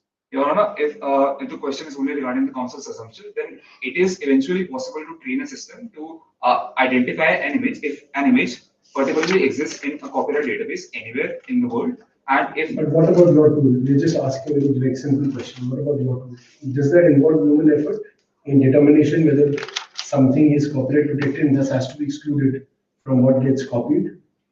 Your Honor, as far as this tool is concerned, the council will assume that it is human effort is not. Okay, please proceed. Yes, sir. Your Honor, so coming back to the argument, since these images are already, since the traditional motifs are already in public domain for n number of years, it is possible that many of them are not copyrighted, and therefore Dragon could have used Visit's AI tool could have used these images and generated an output which Mr. Counsel, their claim is not that you have copied the original traditional designs. If your claim was that there is infringement of the original traditional designs, then your argument holds valid. Their claim is from those original traditional designs, I have now created perhaps what you would want to call a derivative work, which independently have some kind of copyright over them. That copyright is very distinct from whatever rights may exist over the original traditional designs. They're not on that. They're only on the so-called derivative work. So on those derivative work, that argument doesn't apply. Your Honor, even those derivative works have been inspired from these traditional motifs, and these motifs that are available online, that are in public. It happens very regularly in cover versions in music, for instance. There is an original song, and there's an inspiration from that, and you do a cover version or you do a modified version of that. The law says that you will independently get copyright over those versions also. Yes, Your Honor. I'm not challenging Trekkin's copyright over the images that it sourced, over the digitization of work that it did with its association of artisans. I'm merely stating that since these motifs remain available in the public domain, it is possible that Trekkin's AI tool, that Wizard's AI tool, when it accesses them, and when these images and subsequent modification, it is possible that the end result will bear a resemblance, a likeness to what Trekkin's Dayspin collection also features, but it was independently arrived at by another process and not the process which Trekkin claims that was. Even the watermark was independently arrived at. How do you explain that? So, Your Honor, not the entirety of the watermark was not present, only the traces of the watermark was present, and the council has addressed before that the traces of watermark could have been eventually formed, could have been assumed to be an essential feature of the image due to Trekkin's omnipresence in the market. Yes, but that would imply, if according to you, your AI tool is predicting that images must have at least one portion of that watermark, it is predicting that an image should have at least one part of the watermark. And the assumption in that statement of fact, Mr. Counsel, is that the training data fed into that AI included bits and pieces of that watermark. Because if the training data did not have bits and pieces of the watermark, the AI cannot predict the existence of that watermark subsequently. So if the assumption is that the training data included the watermark, then would you not be conceding to the fact that you've used their watermarked images somehow in the training data? Your Honor makes a very valid point, but the council would like to point out that not all of their watermarked images will be copyrighted images. Some of their watermarked images will also be available for public use freely, and since they control such a huge amount of market, it stands to reason that some of their images will be copyright free, and those images bearing Trekkin's watermark could have been used for training purposes. So we come back to that one point. I think my brother had asked your friend also. I'm rephrasing the same question again in a different way. In copyright law, is there a distinction between publicly accessible work and work in public domain? Is there a distinction? Your Honor, the council would like to plead ignorance on that issue. Yes, Your Honor. So, coming back to my argument, the council would like to thus contest that there is a reasonable doubt in Trekkin's theory of infringement, and there stands to reason that there could be another way how a possible image bearing that likeness could have been created. Having established that, council would now like to progress to the second round, which is regarding the exemption under section 52 of the Copyright Act. Your Honors, in Oxford Press versus Rameshwari photocopy, the Delhi High Court established that fair use under section 52 1I is evaluated based on whether the extent of use is justified by the purpose of instruction. This is called the purpose test, and with regards to education, the court held that that the reproduction of copyrighted material is fair to the extent necessary to enable the learner to understand the subject matter being taught. Similarly, Wizard's use of Trekkin's images was strictly instructional and limited to aiding the comprehension of the educational context. Now, Your Honors, the council would like to clarify that this argument stands only if the bench was to disregard the contention regarding reasonable doubt within Trekkin's theory of infringement. Now, tell me here, so if Wizard is seeking statutory license from Trekkin, it means you are recognizing their copyright. So therefore, without seeking copyright from Kraken, how is it the use by you can be considered as fair use? Yes, sir. Your Honor, so the license was sought for copyrighted images. We sought the license from Trekking for their copyrighted images because Trekking controls such a huge amount of the market and produces such a huge variety of images that Wizard would have perhaps deemed that those copyrighted images were necessary for development and training of their tool. However, since Trekking denied that license to us, we decided to restrict our tool to only public domain images and train our tool on the basis of that. And if you want to go repeat the second part of the question. Well, my question was, since you have already applied for statutory license from Kraken, it means you are accepting their copyright. Then when you have already accepted their copyright, so therefore any use by you without any license from them, how can it be a fair use? This was my question. Yes, sir. So in this particular case, as far as the training is concerned, that was done via the public domain images, which could have gone Trekken's watermark, but could not have been necessarily copyrighted by Trekken due to their choice or perhaps due to the expiry of time. But still, the fair use is not contended for that particular issue, the issue of training of that of data. The issue that is contended for fair use exemption is the use by skilling partners of Wizard for yes. So the use that is contended here is the use by the skilling partners to create reference images that the students can use. Regarding that, Your Honor, the council would also like to address the commercial motive point that was raised by my learned friends. Commercial motive is not denial of fair use. This was held in Authors Guild versus Google. This is an American case and it is given on page number 35 of the compendium. If Your Honors will refer to that.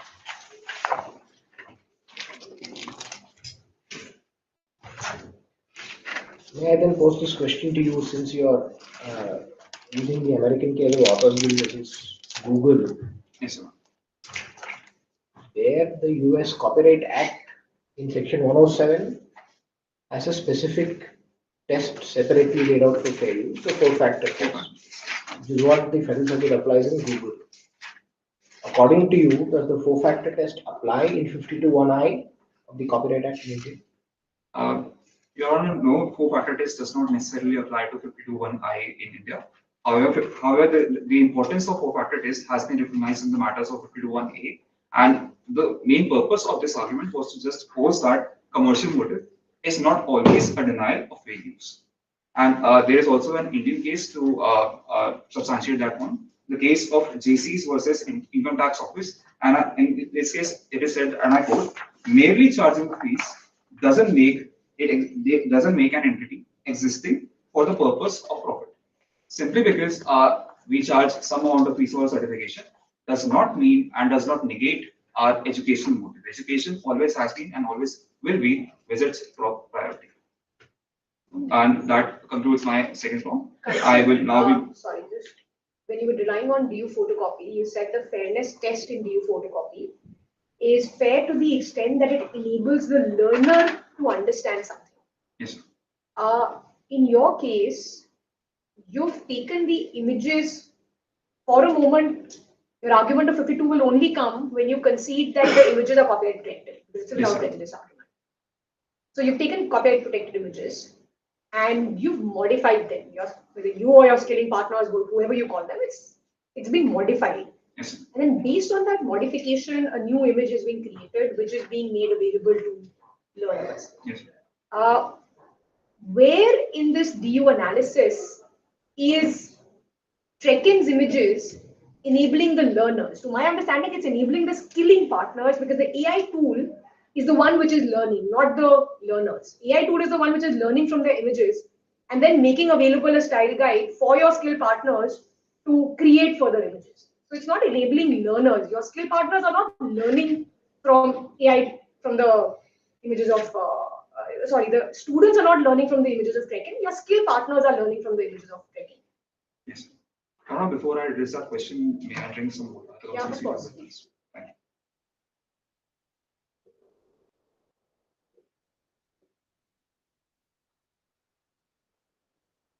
you. So, Your Honor, So in this particular case, while it stands to reason that the AI tool, the training of AI tool, would in some way enable the skilling partners as well. But the ultimate aim of making it easier for skilling partners, making it more beneficial for skilling partners, making AI tool, the reason why the AI tool even exists in the first place is to serve millions of Indians, is to promote Visit's educational motive of serving millions of Indians and helping them upskill.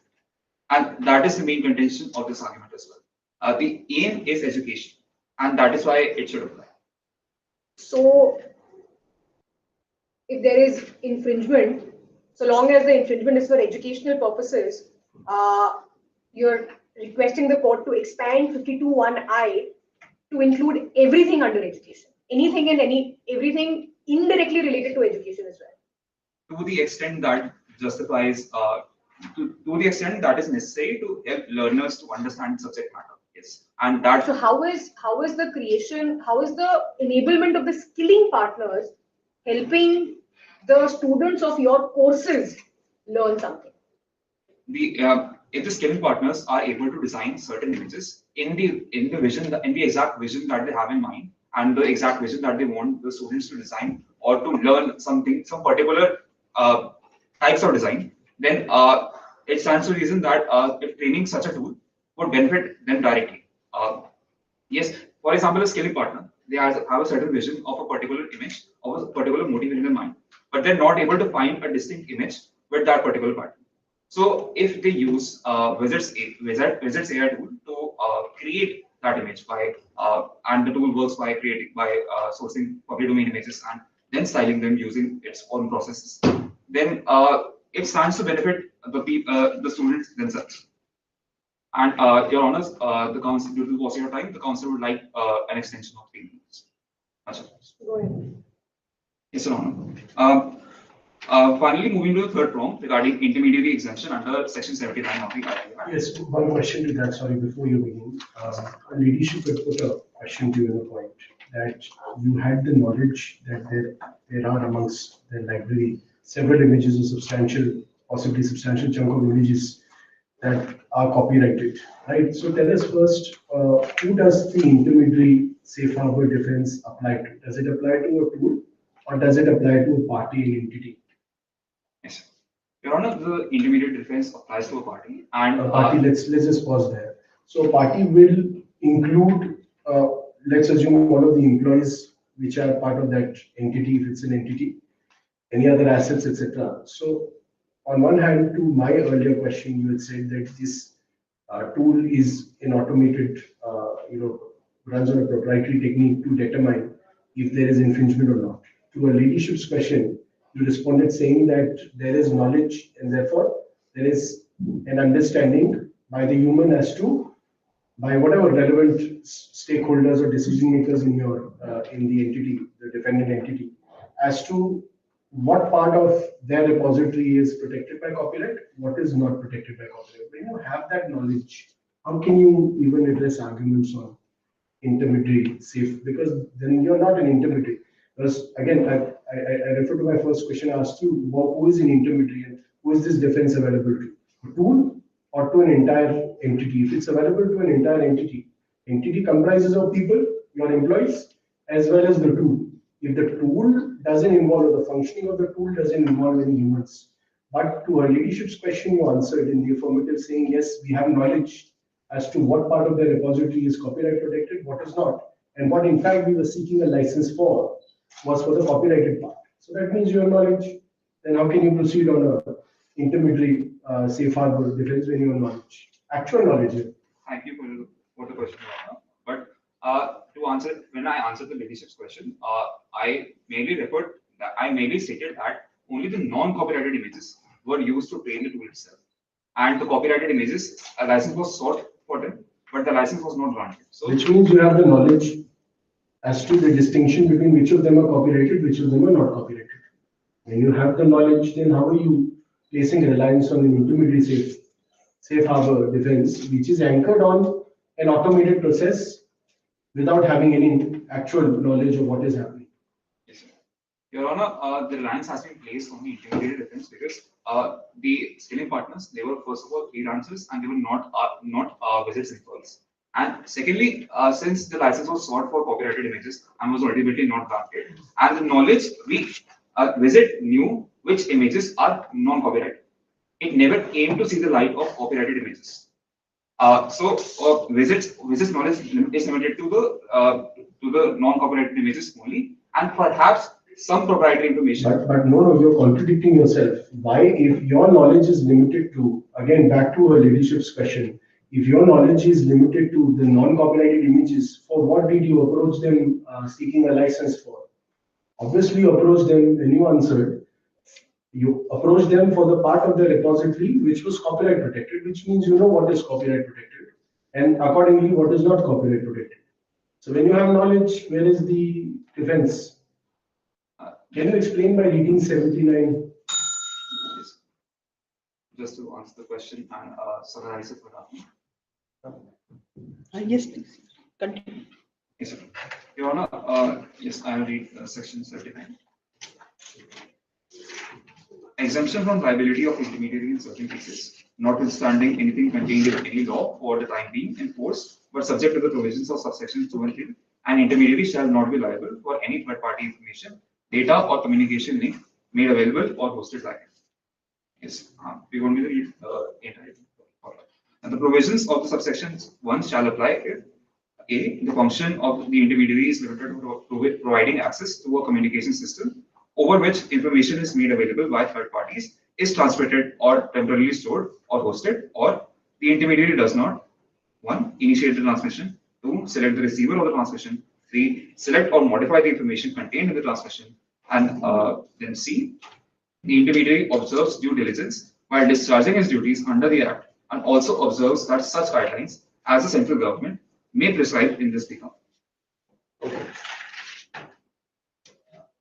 Clause 3. The provisions of subsection 1 shall not apply if A. The intermediary has conspired or abetted or aided or induced, whether by threats or promise or otherwise, in the commission of the unlawful act.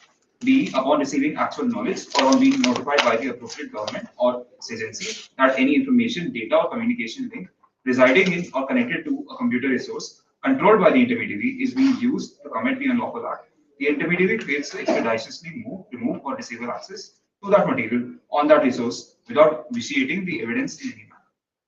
Yes. So have you now removed access? They've pointed out that some of your output contains copyright infringing material. So once you were notified, have you removed access? Have you told your AI to now remove this from the... Your Honor, even if you were to assume that there was knowledge of copyrighted materials, that does not mean that there was knowledge of infringement on part of our freelance workers, our skilling partners. They were the intermediary argument basically rests on saying that Visit did not have knowledge of infringement by its skilling partners, and there was no notice given to them by trekking or any other authority about any such infringement. And therefore, it stands to reason that it could not have acted if it did not have notice in the first place. I would also like you to clarify how you fulfill 2B. Yes, sir. 79 2B. Yes, sir. So, Your Honor, Visit does not initiate the transmission or select the recipients. Its courses are publicly accessible to everyone. The transmissions are initiated by the skilling partners who are on the platform, and the course is available for anyone to access by logging into the app. And there is no selection or modification of information contained in the transmission. Your Honor, the course is directly made available by the skilling partners. The skilling partners independently create these courses, and therefore Visit does not curate them or modify these courses. So your case then is that you are not liable for actions of your skilled partners. Yes, sir. There's no vicarious liability on you because somebody else is doing all this. The skilling partners are freelance workers, Your Honor, and therefore. But you are the one who's providing them that repository through that AI tool. So therefore, are you not selecting the raw material based on which the skilling partners are providing the material, or enabling the modification that the skilling partners are doing? With the knowledge, I mean, then clause 2 or what 3A, which is that you aid and abet, arguably, and saying particularly to my brother's question and sister question, kindly have in the memorial, paragraph number 4, This will be the third sentence, third penultimate sentence, page 20. Sorry, not memorial, the Moot proposition. Sorry. The sentence is the skilled partners are granted access to the image generating AI on Vizet's app. The reference images and the third sentence from the top of para 4. Yes, sir. The reference images are created through an image generating AI tool that was developed by Vizet in-house.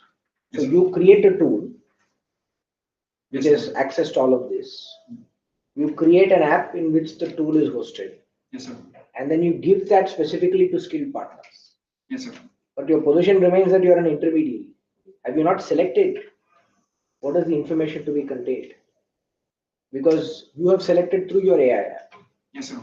The AI app has chosen what is to be taken because according to the app is an automated system which will discriminate between copyright versus non-copyrighted information. Yes, sir.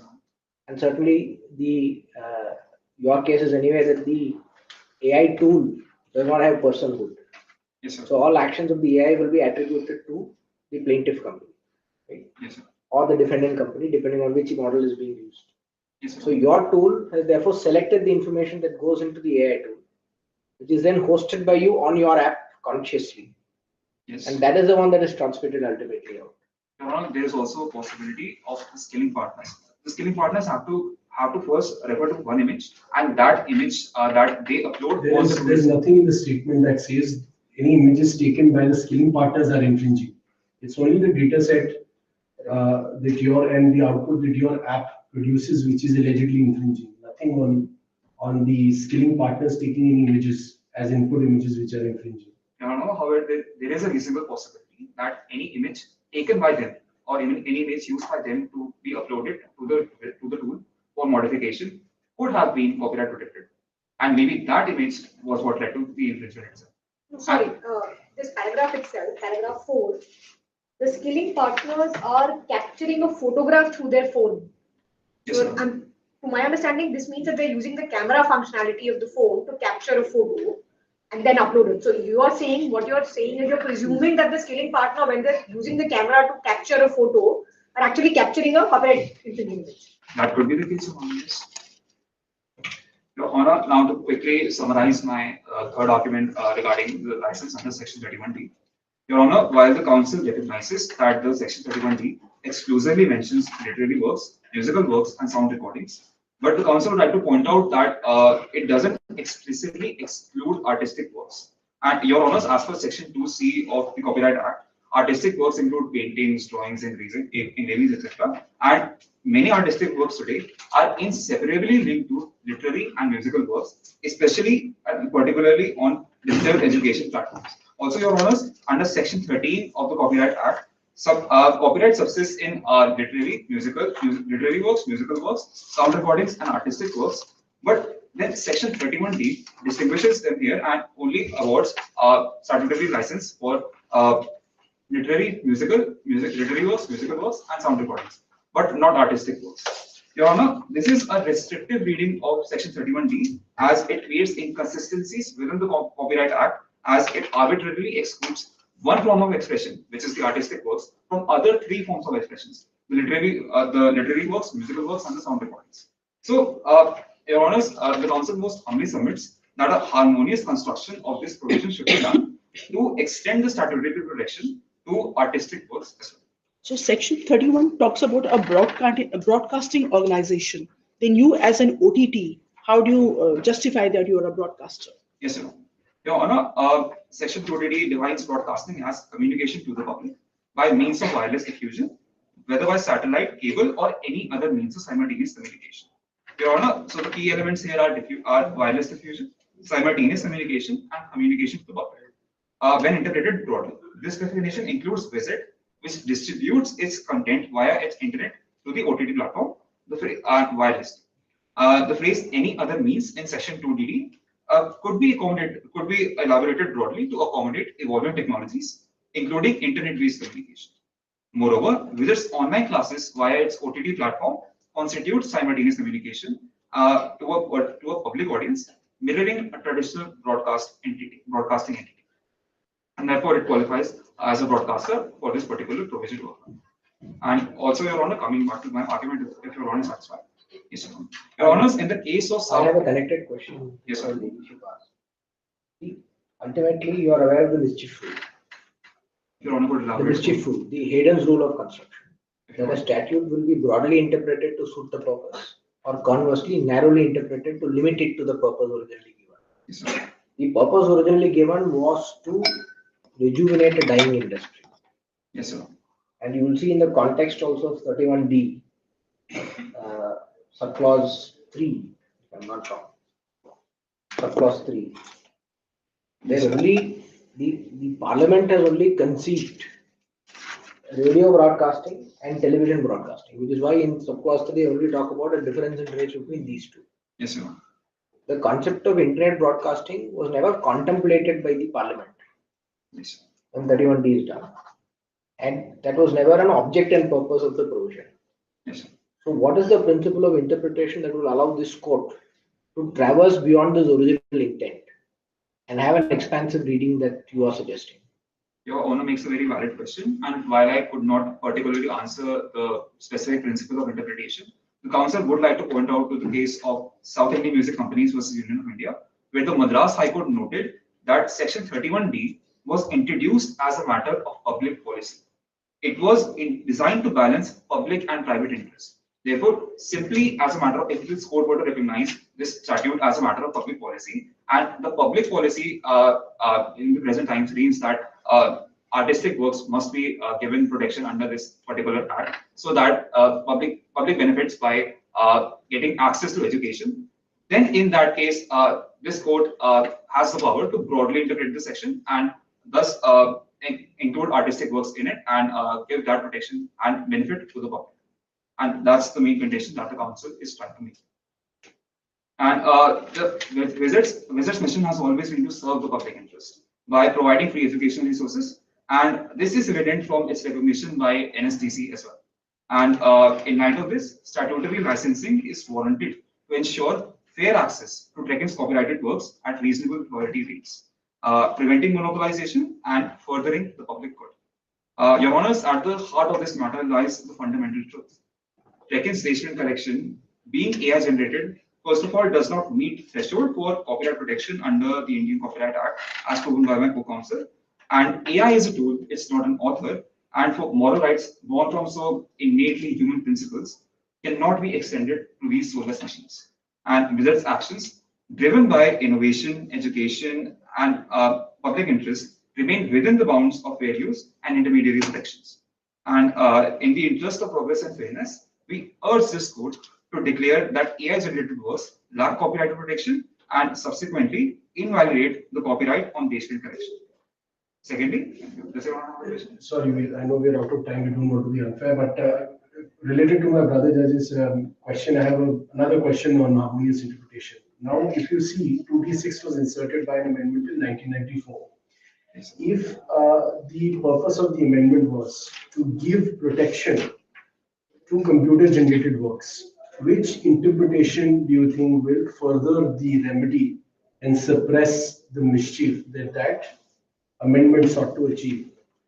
So to hold that something which in AI is created with minimal human input is entirely outside the purview of copyright appears to go contrary to the objectives of that 1994 amendment, because they inserted 2D6, which introduced the concept of author in the cases of a computer-generated work, and seemingly inserted a fiction by saying that the person who has caused the work to be generated, actually even in AI there's somebody who's putting in some prompt. So don't you think that if you apply the Hayden's rule here, the interpretation that advances the remedy, which is to give protection to computer-generated works, as opposed to not, should be the right approach that this court should take? Very well, Your Honor, the court can take that approach if the court's voting is correct. But as far as the council's contention goes, harmonious interpretation of section 13 and 31D is required to award artistic works the copyright under this particular. And Your Honor, to conclude my arguments, in the end, Wizard wishes that this court would grant him a statutory license under section 31D and recognize the artistic works as statutorily licensable under the section 31D of the Copyright Act. It was an honor arguing before this court. Rejoinder. Okay, then There is a rejoinder and so. they are? Okay, all right. May the council request to approach the diets for the rebuttal. Your Lordship, beginning with my first rebuttal, public domain material does not necessarily mean that they are not copyrighted. Further, in this present case, we can see that Wizard has amended the AI after the license that it sought for has been rejected by Trekking. This shows that Wizard wanted to breach the protection of copyright that Trekking was protected under, as can be seen from the copyright registration certificate. I'm sorry, you said they have amended their AI. Your They Lordship, changed their AI. AI somehow. coding. Where do you get the fact that they changed it?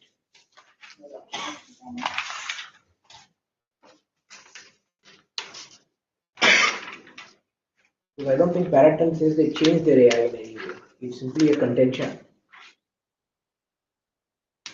Your Lordship, if you can kindly refer to Para 7.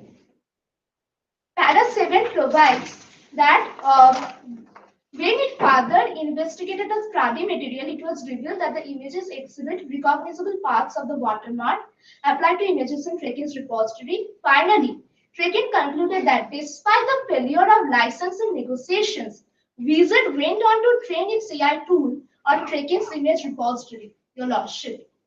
Yes. So, Your Lordship, after the license negotiation has failed, Right. Wizard has went on in training its AI in order to bypass the captcha. All right. Thank you. Thank you, Your Lordship. Your Lordship, moving on to my second rebuttal. Co-authorship of AI in India can be recognized, as has been seen in the case of AI Raghav, where it was co-registered as an AI.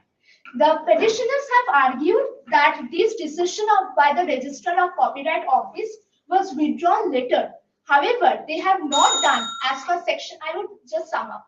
However, they have not done as per section 50 of the Indian Copyright Act. So the withdrawal in itself is under challenge, and still in the Copyright Office, the AI Raghav is still registered as a co-author. So, Your Lordship, with that, we raised our submission on rebuttal that AI can be a co-author in India. Thank you, Your Lordship.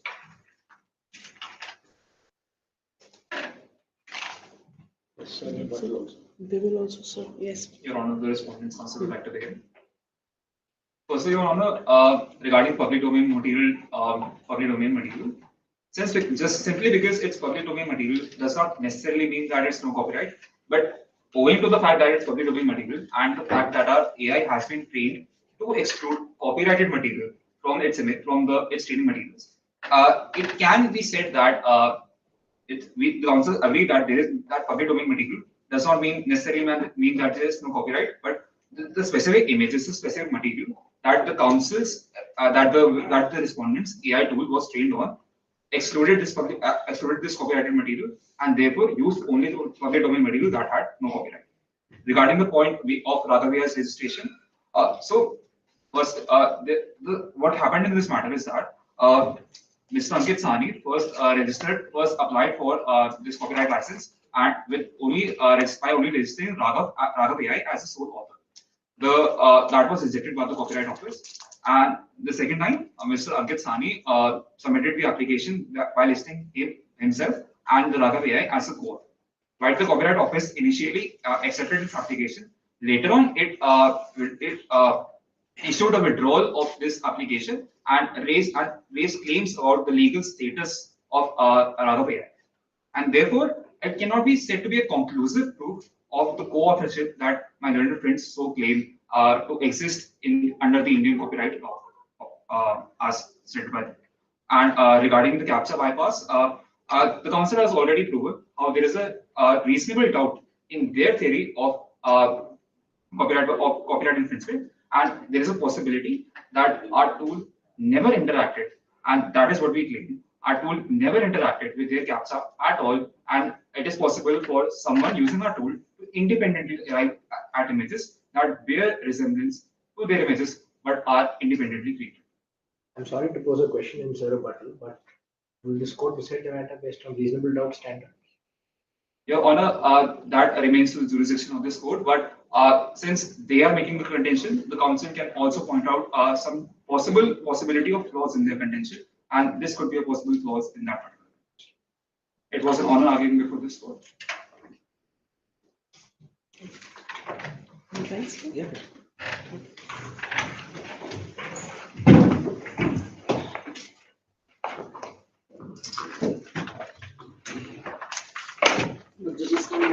Thank you, sir. Thank you, sir. Thank you. Thank you so much,